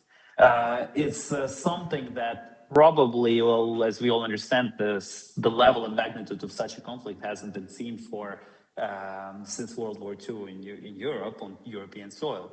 So we understand that according to the latest, you know, RDNA 5 report, which is you know, framed as the rapid damage and needs assessment by the World Bank, the recovery and reconstruction needs are at around $588 billion over the next decade. Can you imagine, and can you see the size and the magnitude of the capex, of the investment requirements, of the infrastructural needs that the economy will need right in the middle of Europe? This is something that will be able to reshape supply chains, infrastructure, energy development, regional economic configuration, and I want to emphasize the word regional economic configurations. And Ukraine is not at the moment is not waiting for the war to end. We are constantly building, rebuilding, reconstructing, and trying to improve things. And a lot of businesses, a lot of operators are already investing, heavily developing, what is needed to keep the economy going. I believe that this creates an amazing opportunity for companies that work across our two countries, and this creates possibilities for synergy and synchronization effects. What is key and most important today, it is that we must remain focused on the ability to move projects forward and create interesting investment opportunities, even in a wartime scenario, under current risk conditions. And I believe that countries like Moldova and important neighboring countries and important partners of Ukraine, like Moldova, are positioned ideally to actually have the acumen, have the understanding, the expertise, and the capability to actually integrate much more deeply in the reconstruction processes, even during the wartime. I would say that anything that goes from energy, which is our first level or first line of priority, towards building better decentralized resilient generation and developing better renewable energy generation with storage capabilities, because one of the key important moments that we have seen during this war and that we have seen during the last economic developments of the last decade is that for example, solar generation without battery storage is not as viable as it can be, is not as good as it can be. So examples like this, they show that we can create actually a corridor, an energy-related corridor and a logistics-related corridor, which would encompass investment, trade, manufacturing capabilities, manufacturing clusters, energy diversification, agricultural processing, construction materials, as a regional power play between our two countries. And we see that this is not a theoretical exercise, this is an operational exercise, because it's already being created with many of the participants from European continent and from European operators. And we see that Moldova is a country that knows Ukraine, that knows Ukrainian people, that knows the reality of doing businesses in Ukraine. It is well positioned in that sense. I want to say that overall, energy enables industry. We have to understand that logistics connect markets, and industries, in the end, they drive growth, economic development, and export potential. To kind of conclude, I just want to say that the reconstruction effort is not just a global story. It's also a very important regional story. And this is exactly why we would like to see a regional story being developed. Ukrainian companies like, Nova Poshta and Skype Airlines, they have expanded their operations in Moldova. They've built logistics, mobility, connectivity, and this has been just the beginning. We want to kind of have this inflow and cross-flow of operators and partners and businesses going from one side to the other and creating exactly a geographical corridor. Because our common future in the end is actually a European Union future. So in that sense, this would be logical to move into that future together. And actually, when you think about it, creating and developing all of these projects, it poses a massive question of, risk sharing, de-risking, insurance activities, aligning to gather and attract more long-term capital. This is an ideal exercise for regional projects where we can actually try to find frameworks and common ways to de-risk projects and attract capital into common corridor-related projects together. And this can create an opportunity, because that would create an opportunity through risk-sharing mechanisms. So we invite Moldovan businesses, and institutions to actually explore concrete opportunities in Ukraine's recovery, work closely with our institutions and organizations, especially with our Ukrainian invest institution as a good direct entry point. And we invite your side to review all of our project pipelines, partner with our companies, and basically try to find a way to become a part of this interesting, a unique, historical unique opportunity for Europe and for the region. So in that sense, thank you very much. It was a pleasure, and I wish you all the best. Thank you so much, Deputy Minister, and it's resonating so well with what we've heard in the study, but also in on the conversations. I will just catch one of the phrases you said. It's just the beginning. We'd like to have this as a beginning of the developments in a structured conversation. And we'll close by saying what the Deputy Prime Minister said in the morning, that maybe we'll meet in Gdansk, for instance, and discuss this in a more structured way with Romania, Moldova, Ukraine as a regional opportunity of cooperating and contributing to the reconstruction. Thanks once again to being for taking the time and being with us today. Have a great day. Thank you. Thank you. All right, so let me pick up on where the Deputy Prime Minister left it, where Alex picked it up, and also pick up on something you just heard, writing a story. Who writes stories? Can I bring you right back into where we started? Stories are written by people. Stories are written by people who believe, who have compassion, just like our colleagues from Ukrinvest, from before we had a colleague here from Moldova Invest.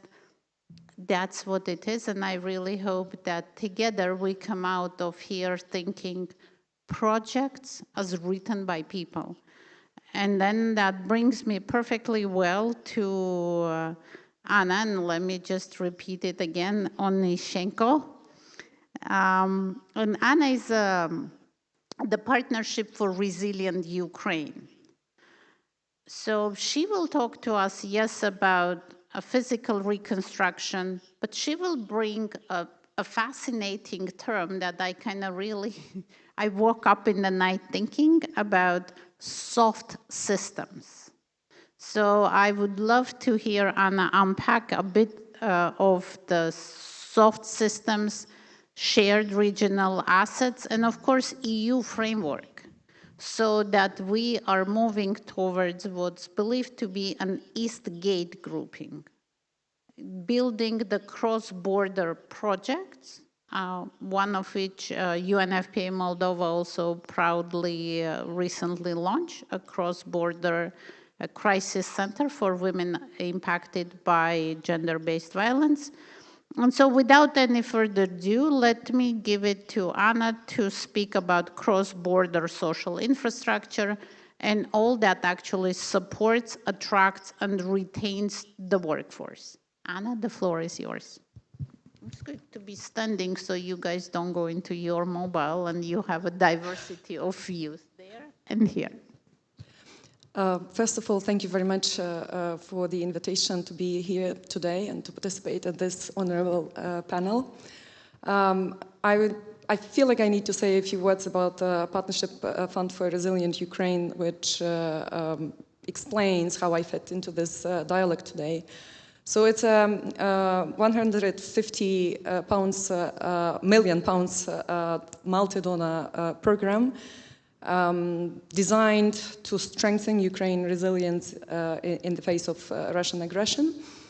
We work in 10 frontline and border regions, oblasts, and with local communities, and supporting resilience through the whole maturity span, starting with the basic one of all, survival, safety, protection, but then also access to critical services, critical infrastructure, social services, such as education, healthcare, economic livelihood, and then going to more complex issues impacting the health of the whole society, such as reintegration of vulnerable populations, who we call actually resilient population, and transition justice and culture and identity. And I would like to continue that message which Karina started in the introductory speech. It's a very simple but a very important shift in perspectives. That reconstruction of Ukraine is not about rebuilding what was destroyed. It's about building systems that service people. Systems inclusive, sustainable, efficient, and resilient. We have recently done a research what Ukrainians actually mean by resilience in their everyday life, in the circumstances of the protracted war. And apparently, resilience is no longer understood as bouncing back, like a very classic definition. It's now perceived as a permanent transition, and solutions which bring this adaptive change are very important.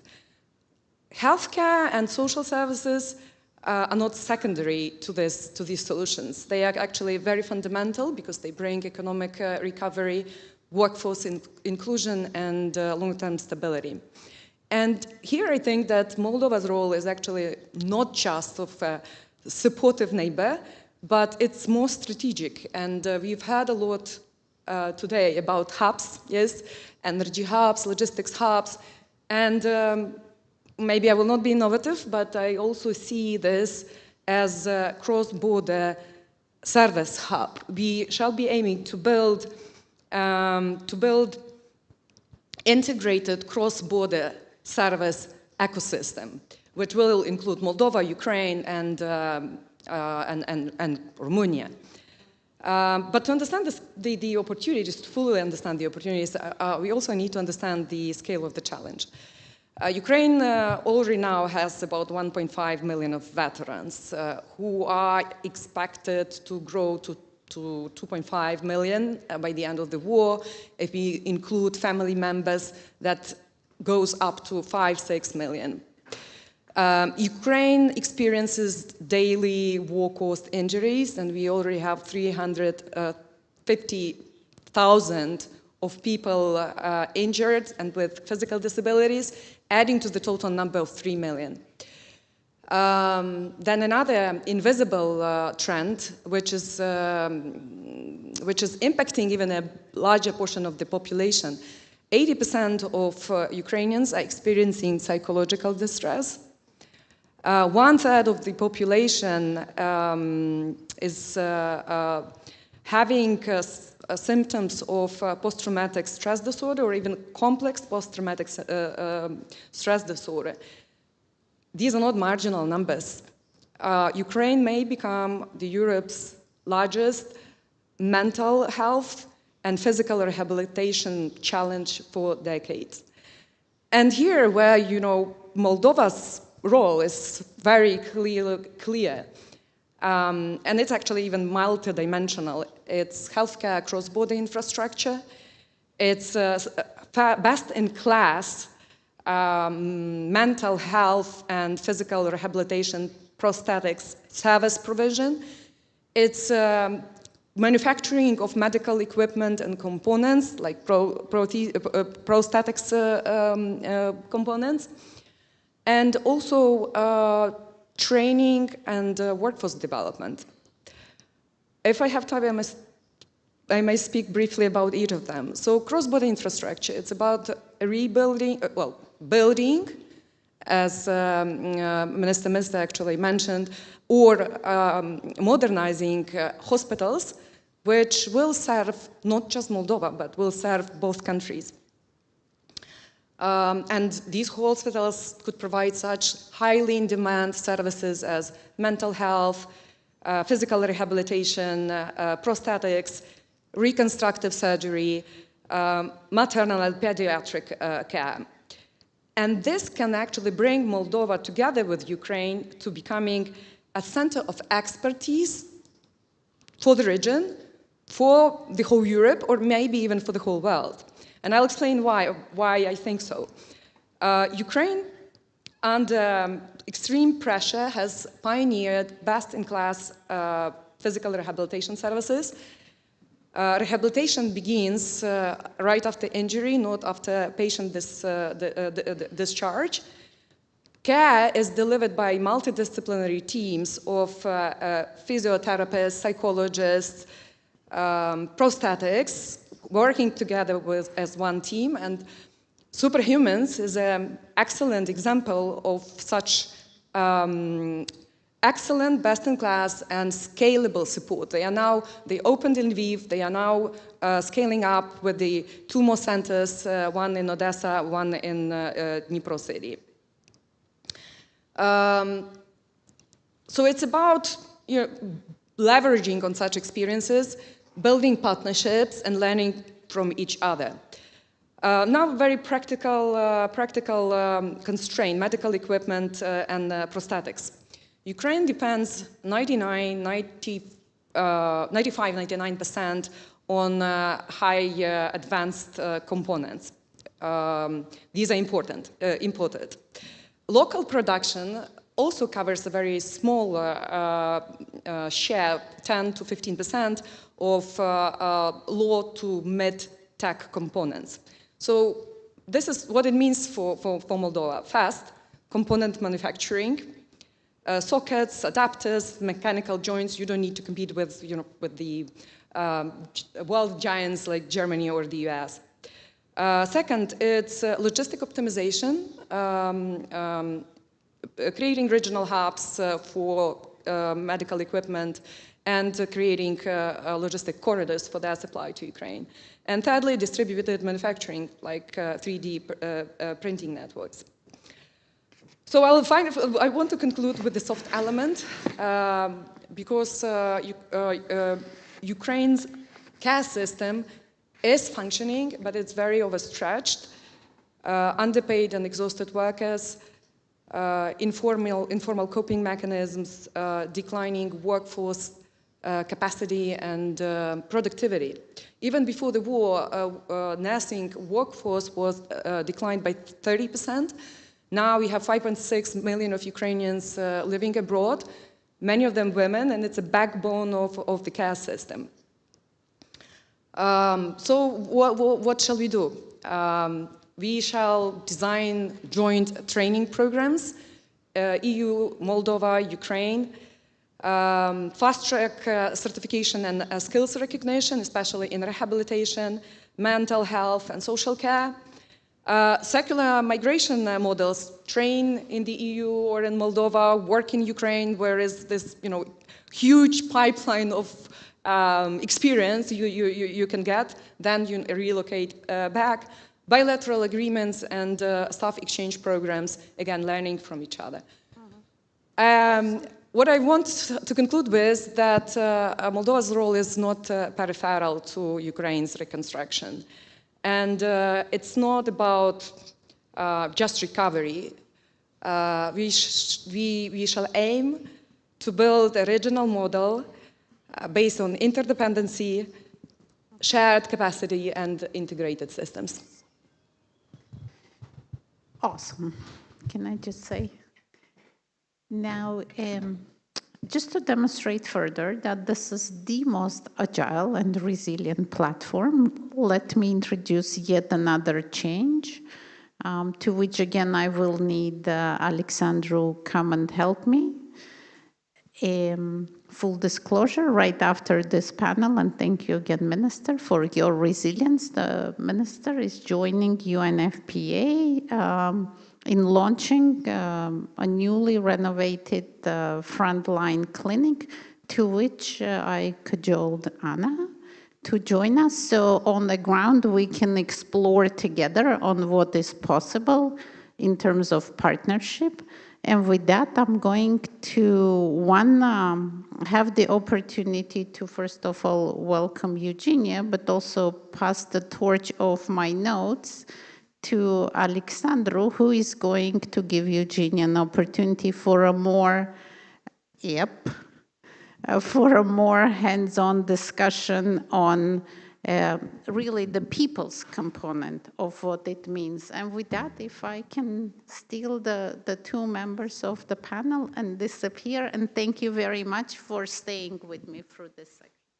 Thank you, Karina.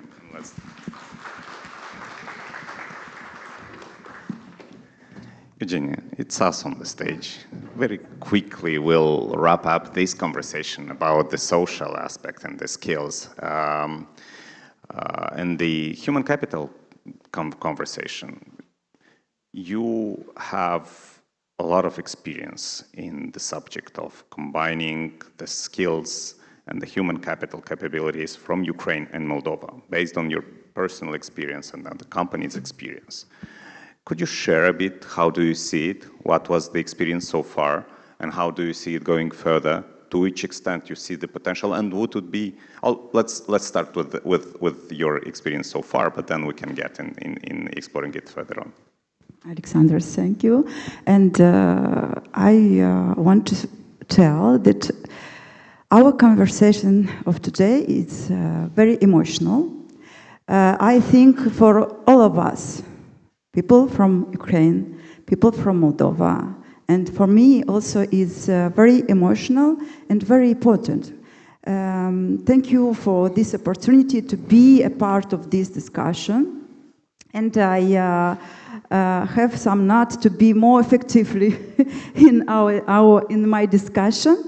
And I briefly explain why, as representative of Dopomoga Group, I can speak about people, workforce.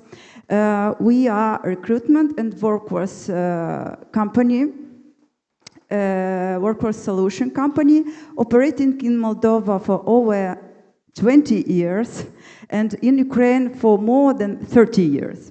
Okay. We work directly with companies facing workforce shortage. So I will share what we see in practice. From our perspective, the main challenges is simple. There are not enough people. And this is already happening across the region. Over the past 2 years, we have received requests from Ukrainian companies looking to hire workers from Moldova. But the reality is Moldova have the same problem. Especially for blue collars, almost every company here is already facing a shortage of people. Here we have one of solutions to import the people for blue collars positions. And also we have 51% of women in Moldova of working age that don't work. And we can develop a system that allows them to be involved in the activities. And this leads to a more important point. The solutions is not only about finding more people. The solutions is how to organize workforce in a smarter and more structured way. And this is also reflected in broader analysis. Reconstruction is not only about infrastructure, but also about workforce skills and service models that support it. This means Moldova can act as support platform, helping organize people, processes, and services around reconstruction projects. Moldova also has a strong multilingual workforce with professionals who speak English, Romanian, Ukrainian, also French, German, Italian, and Spanish. This makes it easier to coordinate international teams and work effectively with partners across different regions. There is also a large diaspora with international experience, many of whom are open to returning or of contributing in international projects. At the same time, Moldova has a well-developed ecosystem for business services, and you know, Alexander, including recruitment, HR, payroll, and back office support, delivered a high professional services and service at a professional level and competitive cost.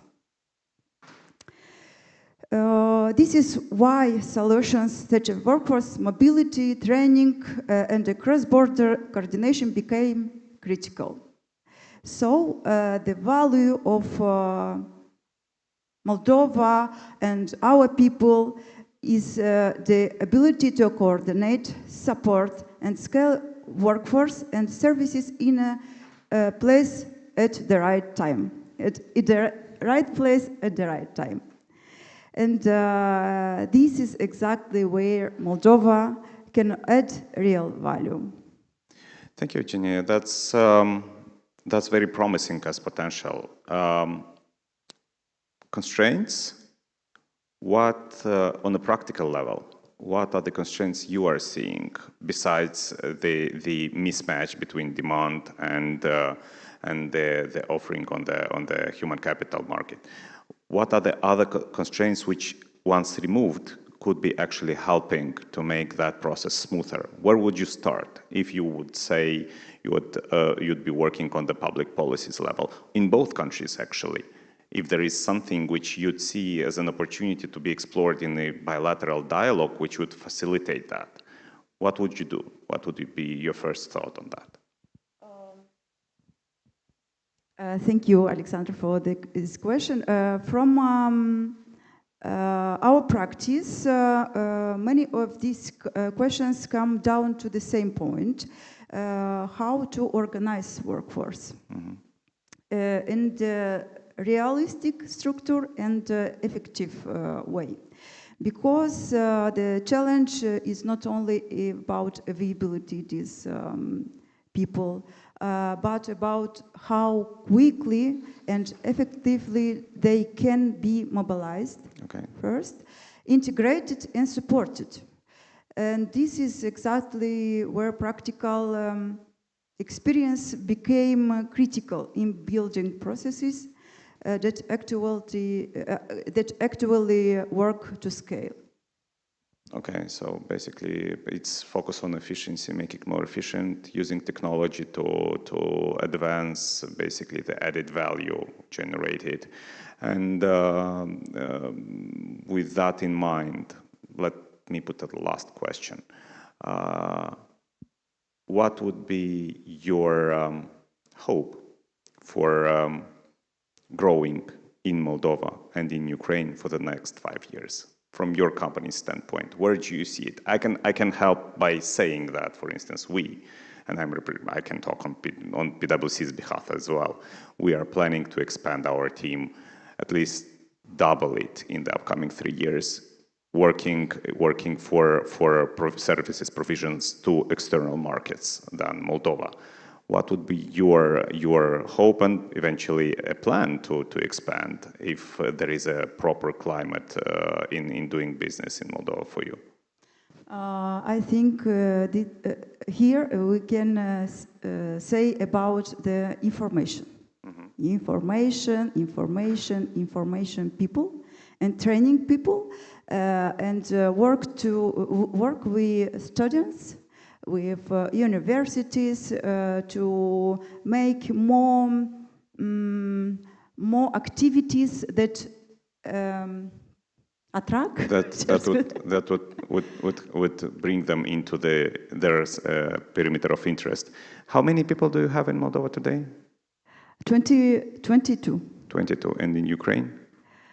In Ukraine now we have 10, 12. Okay. And it was 1,000. Okay, it was 1,000. So you decreased dramatically. What's your hope for 2029?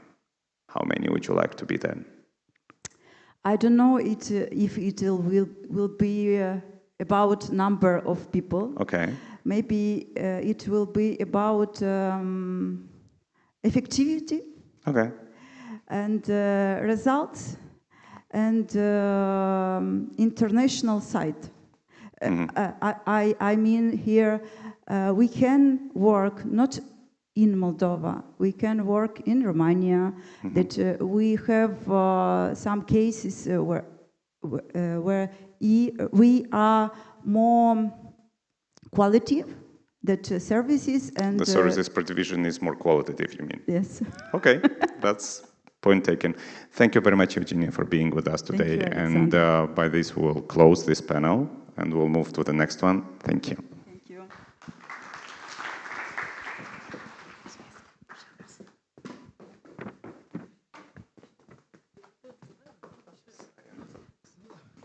We dive straight into the panel. Since we don't have much time, because we basically used all the time, I will invite the panelists here on the stage. Marina Klistun, just to say it right, Executive Director of Ukraine Invest. Alexandru Kosovan, Associate Director, Senior Banker at EBRD Moldova. Levon Kanikian, CEO, Victoria Bank Moldova. Oleg Sirenko, Partner at Diligent Capital Partners. And Andrian Gutsu, U Capital UMIF. Thank you for making time for this panel. I understand it's already late. So prior to diving, okay, you better sit here. I'm gonna, yeah, it's good that we have two women on the panel when we talk about finance. That's important to mention. Usually it's just men. So I would want to kind of try to frame the panel that we have today and the discussion. So basically Ukraine reconstruction is 588 billion agenda. The financing architecture is already moving. The Ukraine investment framework has 9.5 billion euro.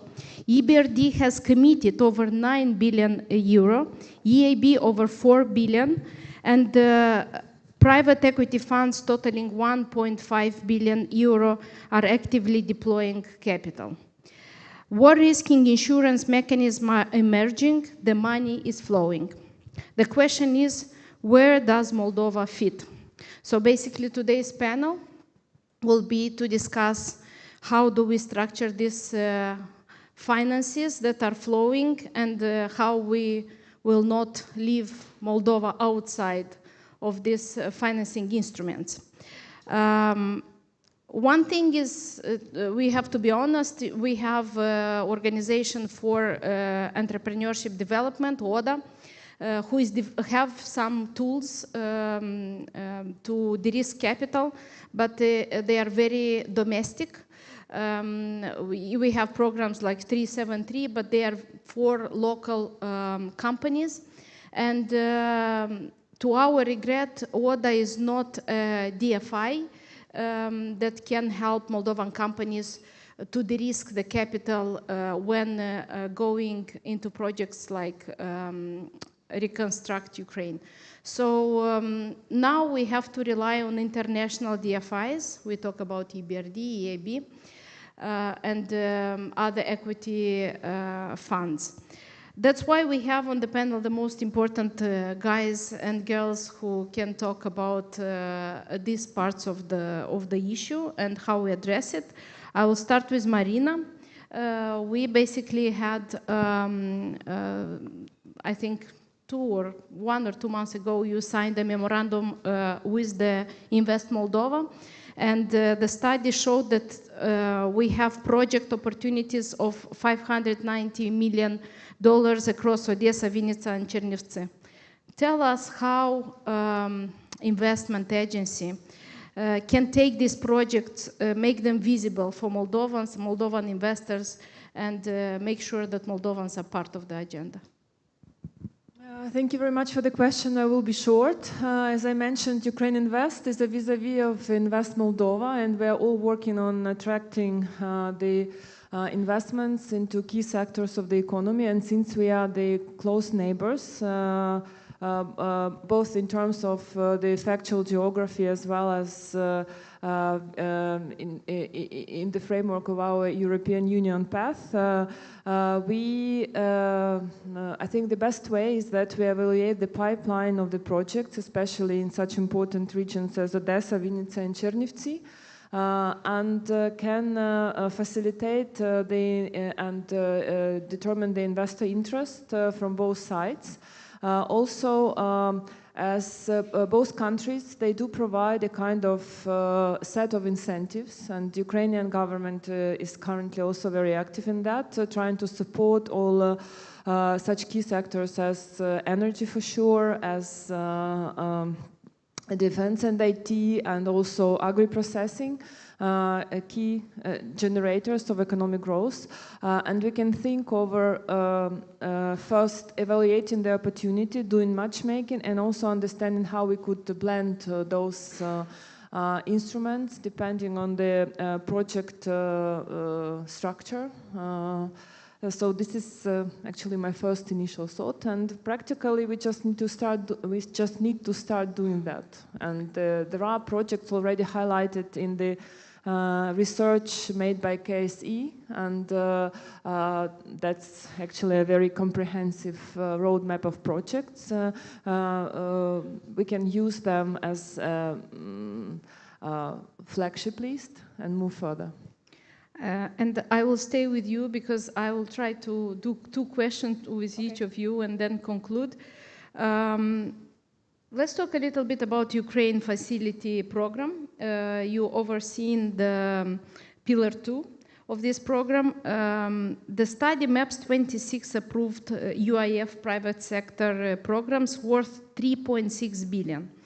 But notes that Moldovan companies cannot access them directly. What is the most realistic entry pathway for a Moldovan company? Is that, so do they need to have a joint venture, a contractor roles, or establishing Ukrainian presence? So how Moldovan companies can basically be part of this Ukrainian facility program? Actually, indeed, Ukraine Investment Framework is the mechanism which is actively and efficiently working in Ukraine. About the figure, I think that is quite a dynamic understanding because there is also a process of allocating, signing, and etc. So that at URC 2026 as 5 there has been announcement of 2.3 billion, but the main thing is that let's say around 1 billion was private projects in the energy sector particularly, so we are moving in the right direction. As for the access to the programs, yes, joint venture is the right path to assess the possibilities of Ukraine Investment Framework, and currently we have a call for proposal for business which is willing to finance a certain level of funds, like 50 million, into Ukraine, and there has to be a sufficient skin in the game from 10 to 30% just to be eligible for IFIs, DFIs, and that could be a kind of consortium project even with the European companies, Moldovan and Ukrainian. So there is a way, but I guess the more practical approach to that is to approach Ukraine Invest and Ukrainian part to evaluate those opportunities and to see how we could structure them and streamline from the point of access to finance.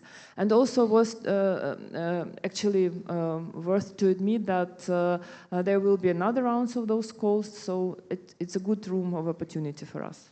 Yeah, thank you. I hope it's going to be super visible for Moldovans as well, so we will not miss those calls. No, we'll ensure that you are informed properly via Invest Moldova. Perfect. About that. I will move to Alexandru Kosovan. So the question is about EBRD, War Risking Insurance Facility. You basically have a special program related to that. So how do we do that Moldovan companies, including those that wants to participate in Ukraine reconstruction efforts, can, be part of these programs? What are the ticket size? What are the key aspects for bankable investment? Thank you, Stella. And let me start, first of all, by appreciating the diligent work done on the study by the Kyiv School of Economics and the partners that contributed to that. A very insightful report with quite good recommendations to the national authorities and to the private sector to get inspired and get ideas that they could then implement. Hopefully this translates into investable initiatives that we would be glad to actually look at the appropriate time. As was said previously, time is of the essence, and Moldova has to be ready when the time comes, and it's already now. So I think a strong Moldova would be a great benefit to Ukraine. Having said that, and now that you mentioned about the financing instruments that can be deployed to support companies, including to enhance, the cooperation with and towards Ukraine. Well, besides working with the public sector, the bank actively works with the private sector alike. So we work with the local and foreign investors. We have a full-fledged office, of course, that covers Ukraine. So Ukrainian companies can kind of address our colleagues there, or they could come here and we could either treat them as foreign direct investors, or they could benefit of financing in their, let's say, home country. This could be then translate into cross-border projects. We work with foreign investors in various ways, so we can provide a financing to the parent company, which could then be channeled to the country of interest. So it could be a Ukrainian company that would like to do a project in Moldova, or if it has a subsidiary, it could finance that company here in Moldova under a parent company guarantee as appropriate. So ticket size, financing amounts, well, we can start basically as low as basically $500,000 if it is justified, but we could go even to up to like 300 million per project. The cap is really more of a constrained by the debt capacity of the project, of the company that would be considering undertaking this financing, but we are very flexible in that sense. Each project is assessed on its own merits, so there are no standardized products as such, but it's quite cash flow focused, I would say. So we would have to take into account the viability of that project, and that affects, of course, the tenor and the overall financing provided. We do both debt and equity, and whatever is in between, like mezzanine financing if required. Debt is, however, like loans, is the prevalent instrument that we are using and have been using, and it can be corporate finance, like corporate loans, or could it be project finance. We could also do bonds, so it's quite versatile in that sense as well. In terms of bankability, what it takes, what are the key ingredients there? Let's just point to make everybody's life easier. So first of all, a robust and experienced investor, sponsor, guarantor, on the one hand side. On the other hand side, that would be, a strong business case. Market, commercial viability, technical, financial fundamentals should be there. And I think it's kind of, it basically summarizes it. From a trade support perspective, the bank also works with a number of partner banks locally, and actually it's both in Ukraine and in Moldova to facilitate and guarantee cross-border trade. And you have brought up the war risk insurance with AON. Well, it's actually a tailor-made, a highly innovative facility to basically revitalize the war risk insurance market in Ukraine. That's basically a response action trying to show our agility and trying to help the Ukrainian market. That's actually to boost the provision of reinsurance capacity to private sector insurance. Basically, EBRD would support global reinsurance companies with a guarantee covering losses on certain war-related risks underwritten by Ukrainian insurers. So it's quite country-specific in this case. Moldovan companies would not be covered by that particular instrument in Ukraine, right? But we can support, Moldovan companies in other ways. Here I would like to bring the actual project finance, in addition to the trade finance facilities that I have mentioned through the local banks, just focusing on corporates like SMEs, right? So we have various credit lines through local banks. Some of them even offer like grant incentives, grant support. It could be up to 15% per sub-loan, per project, with the courtesy of the EU that we are partnering with to enable such projects to a number of local banks. SMEs can be joint ventures. It could be joint Moldovan, Ukrainian companies. So they have to be based here. The manufacturing has to be based here. But of course, you would export wherever it's necessary. So we try to be as versatile as possible, responding to country needs, and we actually quite encourage cross-border and cooperation platforms of various sorts. So we cannot use this tool for now to ensure, for example, our cargoes going into Ukraine. To the best of my knowledge, it's not possible. I mean, like in that direction. It's available to Ukrainian insurers. So if an Ukrainian insurer would prefer to do so, it can consider that. But it's not something that we would kind of confirm right now. But can we expand on Moldovan somehow? Can we think about a framework? Because now we don't have a local DFI, so that might have this instrument. What can we do for Moldovan companies to be able to, Look, EBRD is a very demand-driven institution. We are both proactive in proposing, solutions, but also to get them implemented requires, a counterpart that wants to, develop and undertake that. So in that sense, we look forward to discuss with the insurance companies to explore what's possible and what's necessary. So I guess we are very open to consider it. So next time when we meet on this panel, you will deliver the fact that we already did that, hopefully. Well, are there any insurance companies in the room, by the way? I don't think so. Okay. Not, well, but maybe next time we join and discuss with them, because this would be a response to their needs. Exactly. Thank you. We will move forward to Mr. Levon. You've worked across Ukraine, Romania, and Moldova. The study says that the Moldovan banks could channel international guarantee facilities like EU for business to SMEs in reconstruction supply chains. Is Victoria Bank doing this today, and what it would take to scale it? Thank you for the question. Let me start being a bit blunt. The whole banking sector of Moldova is just 5 billion euros. And the reconstruction of Ukraine, you mentioned, is around 600 billion euro estimated as at today. And the war still continues. So just comparing those two figures, we can draw a conclusion what's the role of Moldovan banks in this project, rather minimal, to be direct and concrete. Though this does not mean not at all. And to answer your question, no, we are not right now considering any projects in Ukraine while the war is ongoing. However, if there are several facilities and there are companies from Moldova which would like to expand their business operations, we would gladly consider. As at today, we're doing the other side of the border, so we are financing companies which are having their business in Moldova and are expanding in Romania. So we do have an understanding how this works, and we do have an understanding how to evaluate those risks.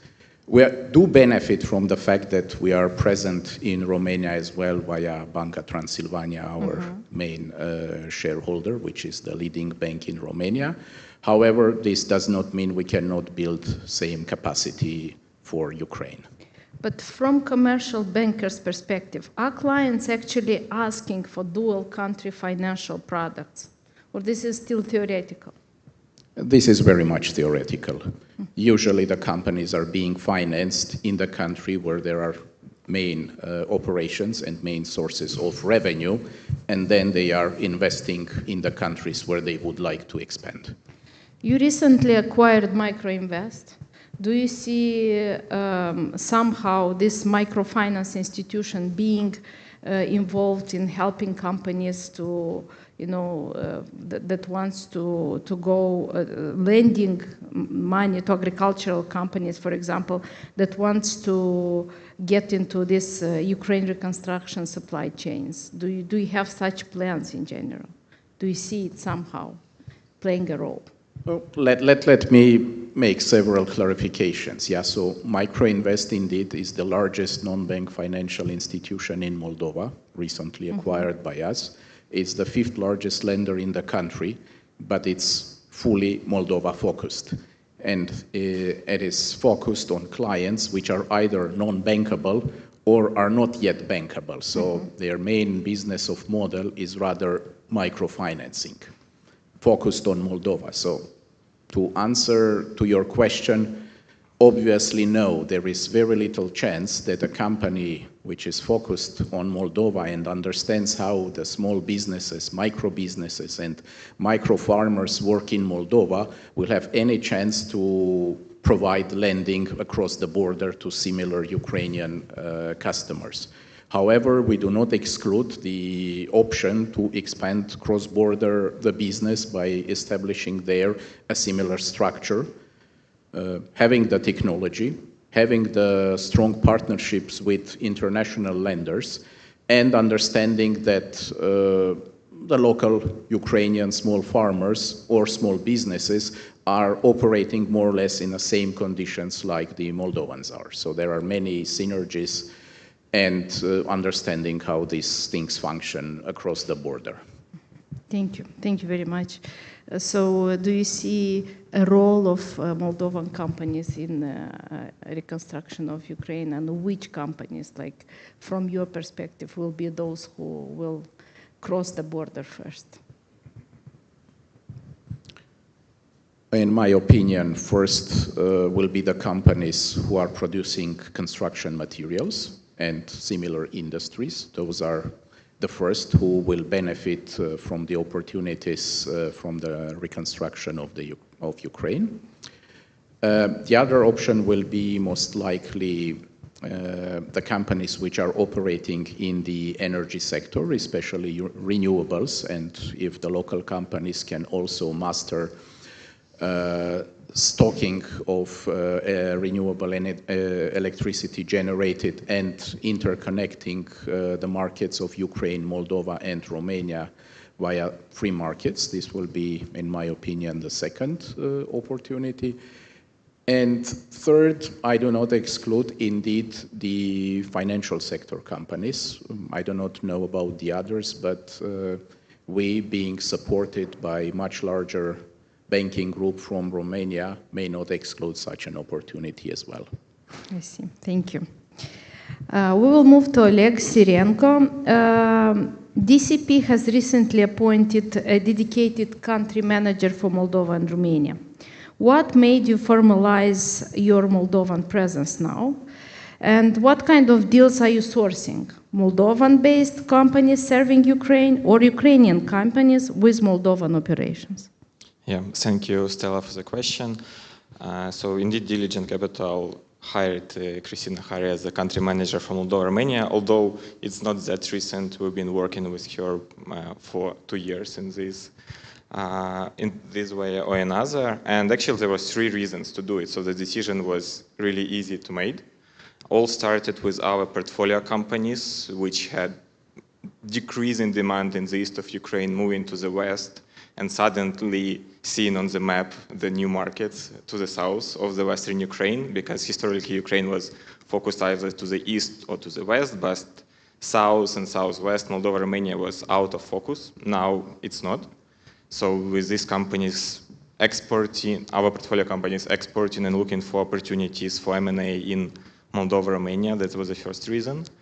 Second reason was just opportunities in Moldova itself, because Christina, but also our senior team members had experience in Horizon back in the day with successful investments in Moldova, of course, Purcari, and we just want to repeat such success cases. And then the broader strategy for DCP as a food and agri-focused private equity player.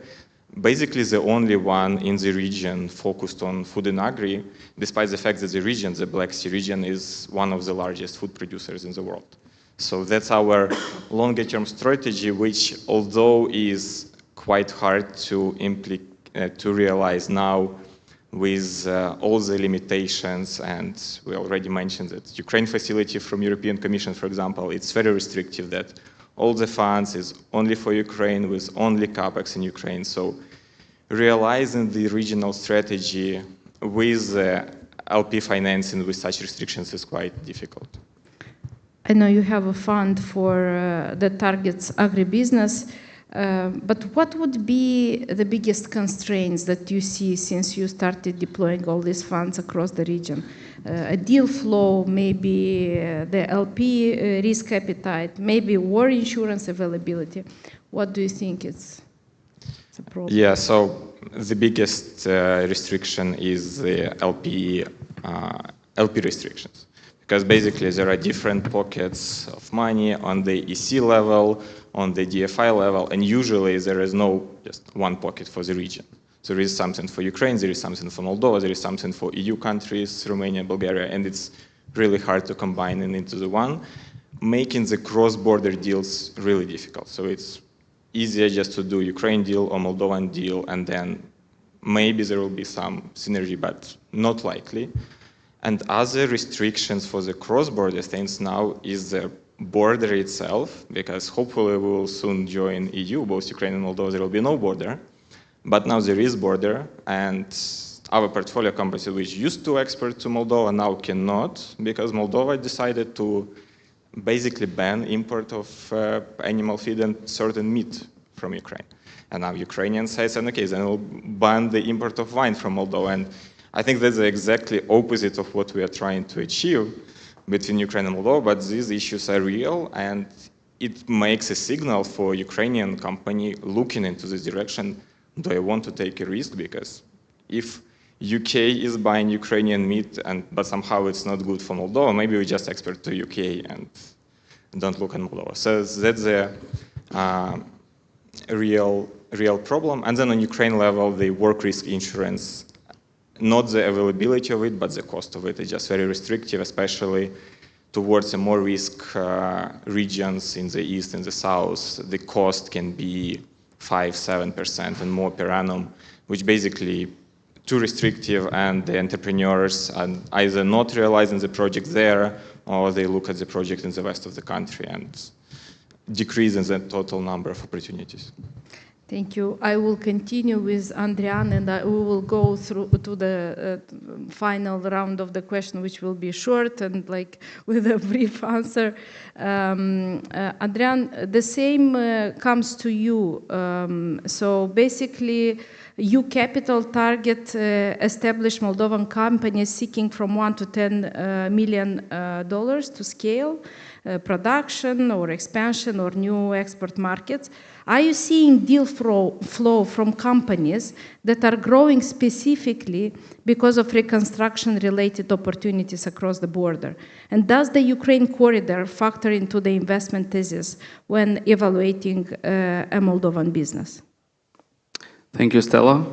And thank you, everyone, for your patience. I'll try to be quick. Full disclosure, I'm also very hungry, so I'll try not to miss the main points. Before I answer your question, Stella, I'd like to mention something that I think is critical and important to everyone in the room. Our fund is active right now. We have capital right now. We have a team on the ground that is located in Ukraine and Moldova, and we are actively deal sourcing as we speak. The EU Capital Fund was launched by Umayev about a year ago, and we have, like you said, we invest from $1 to $10 million, and our whole portfolio is 50 million. Now, if we look at the Moldova-Ukraine corridor, we don't consider it a risk factor. We rather look at it as a, all good? As a value multiplier. So what I mean by that is, and we see it right now. Many companies from Ukraine coming to Moldova as a safe haven to establish their office. Companies are relocating their whole factories to stay in Moldova. Vice versa, Moldovan companies, because the market is too small, access Ukrainian market. We have many cultural things in common, and I'm glad that our fund and the organization is able to do these linkages, and we work actively with companies from our portfolio, from Horizon Capital, to create these connections between the two countries. Another example, you've all seen in the supermarkets a lot of juices from Ukraine. Well, we don't have to compete with each other. Similar things happen in Ukraine. And one example is Orhevit, for example. They're actively selling and they're present in all the major retail chains in Ukraine. So this just proves that there could be synergies. The countries are not competing with each other. We could sell both the same product and still win. And last, so the corridor is not hypothetical. It's real, it's happening, and we are actively involved in trying to make it stronger.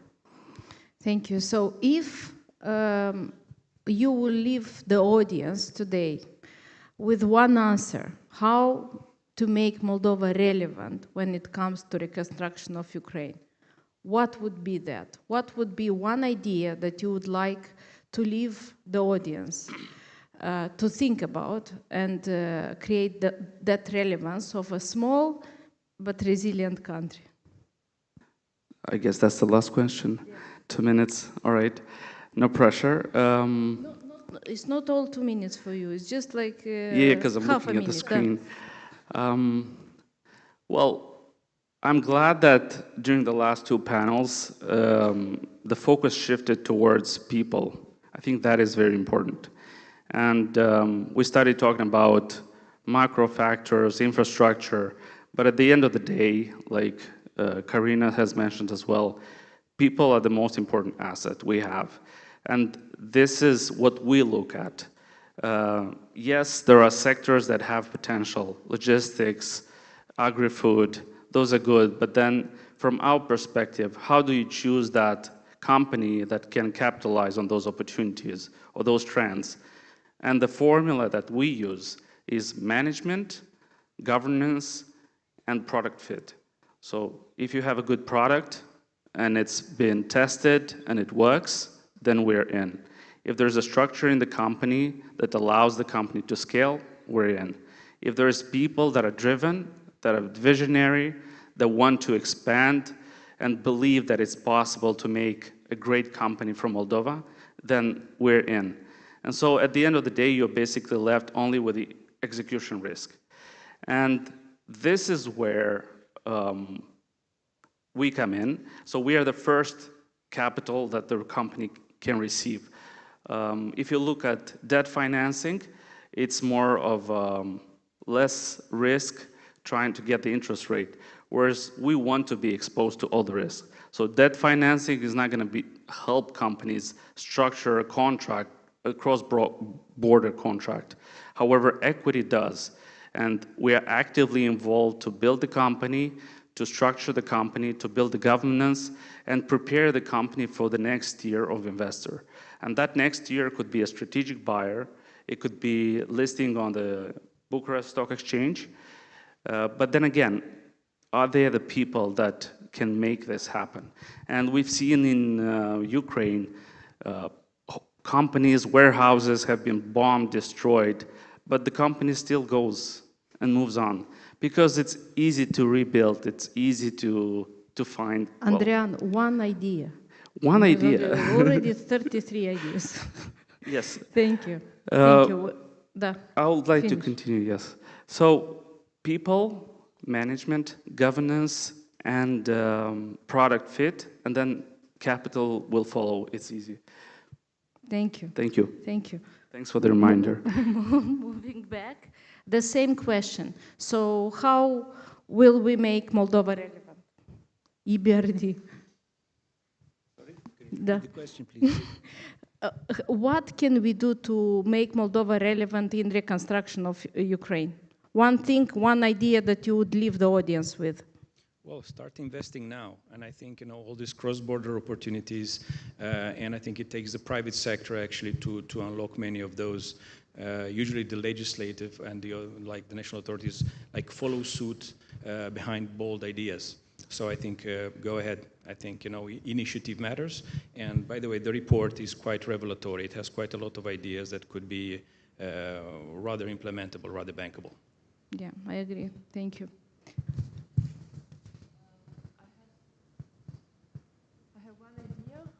Not one outcome. We need to go deeper into these Ukraine facility opportunities, because Moldova is nowadays listed in the Article 11, so eligible for all procurement and grants. But at the same time, I think there is a room to actually define the current scope also with European Commission. So we are ready to initiate this dialogue on a working level, so that in the shortest time Moldovan companies could submit to the blended finance from European eligible institutions like IFIs, DFIs, because now we do not see any restriction for that. As for the business school, it's also additional I think, opportunity to discuss with the European Commission. But when we come to them, we need to show that there is some subject for discussion, because there is projects on the plate. And that's also a matter of discussing between Moldovan and Ukrainian stakeholders on all levels. Thank you. One idea, maybe a bit unorthodox, but the war is still going. Reconstruction will be after. And one industry which is relatively easy to start now is defense tech. Rainmetal CEO said that Ukrainian housewives are making drones. So I believe Moldovan housewives can make drones as well. Can't wait to see that. And that's the industry where you don't need billions of dollars of investments to start. You can start small. You have a huge market next door. You have a growing market in the Middle East. There is a lot of restrictions in EU countries on this industry, and Moldova not being part of EU yet can be actually a benefit here to capitalize on defense tech and contribute to Ukrainian victory while also creating a new industry for Moldovan economy. Thank you. In my opinion, Moldova is already relevant, just it has to understand its relevance. And I would see it more as a bridge. And I have very regional view on this reconstruction. So next door to Moldova is a very mature and strong economy of Romania, which last year already reached 500 billion euros in GDP. That's the powerhouse which could be used and connected to Ukraine. If we look from Romanian perspective, I consider myself a Romanian right now, beyond Moldova or even beyond Romanian border is terra incognita. Yeah, so until the war started in Ukraine, there was very little economic and cultural contact between Romania and Ukraine. And it still remains a challenge. It is a cultural one, linguistic one, and whatever you can imagine. And Moldova and Moldovans have a unique opportunity to link those two big markets, because they do better understand the culture and how things are happening in Ukraine. There is better linguistic connection than between Romanians and Ukrainians. And this is the unique opportunity for Moldova to become relevant, given its size and the population. Thank you very much. It was a very interesting panel. I'm sure all the panelists will put their efforts to make sure that Moldova stays relevant, and hopefully we will meet in half a year, in 1 year, and we will follow up on all these questions that are still, some of them, open questions. Thank you.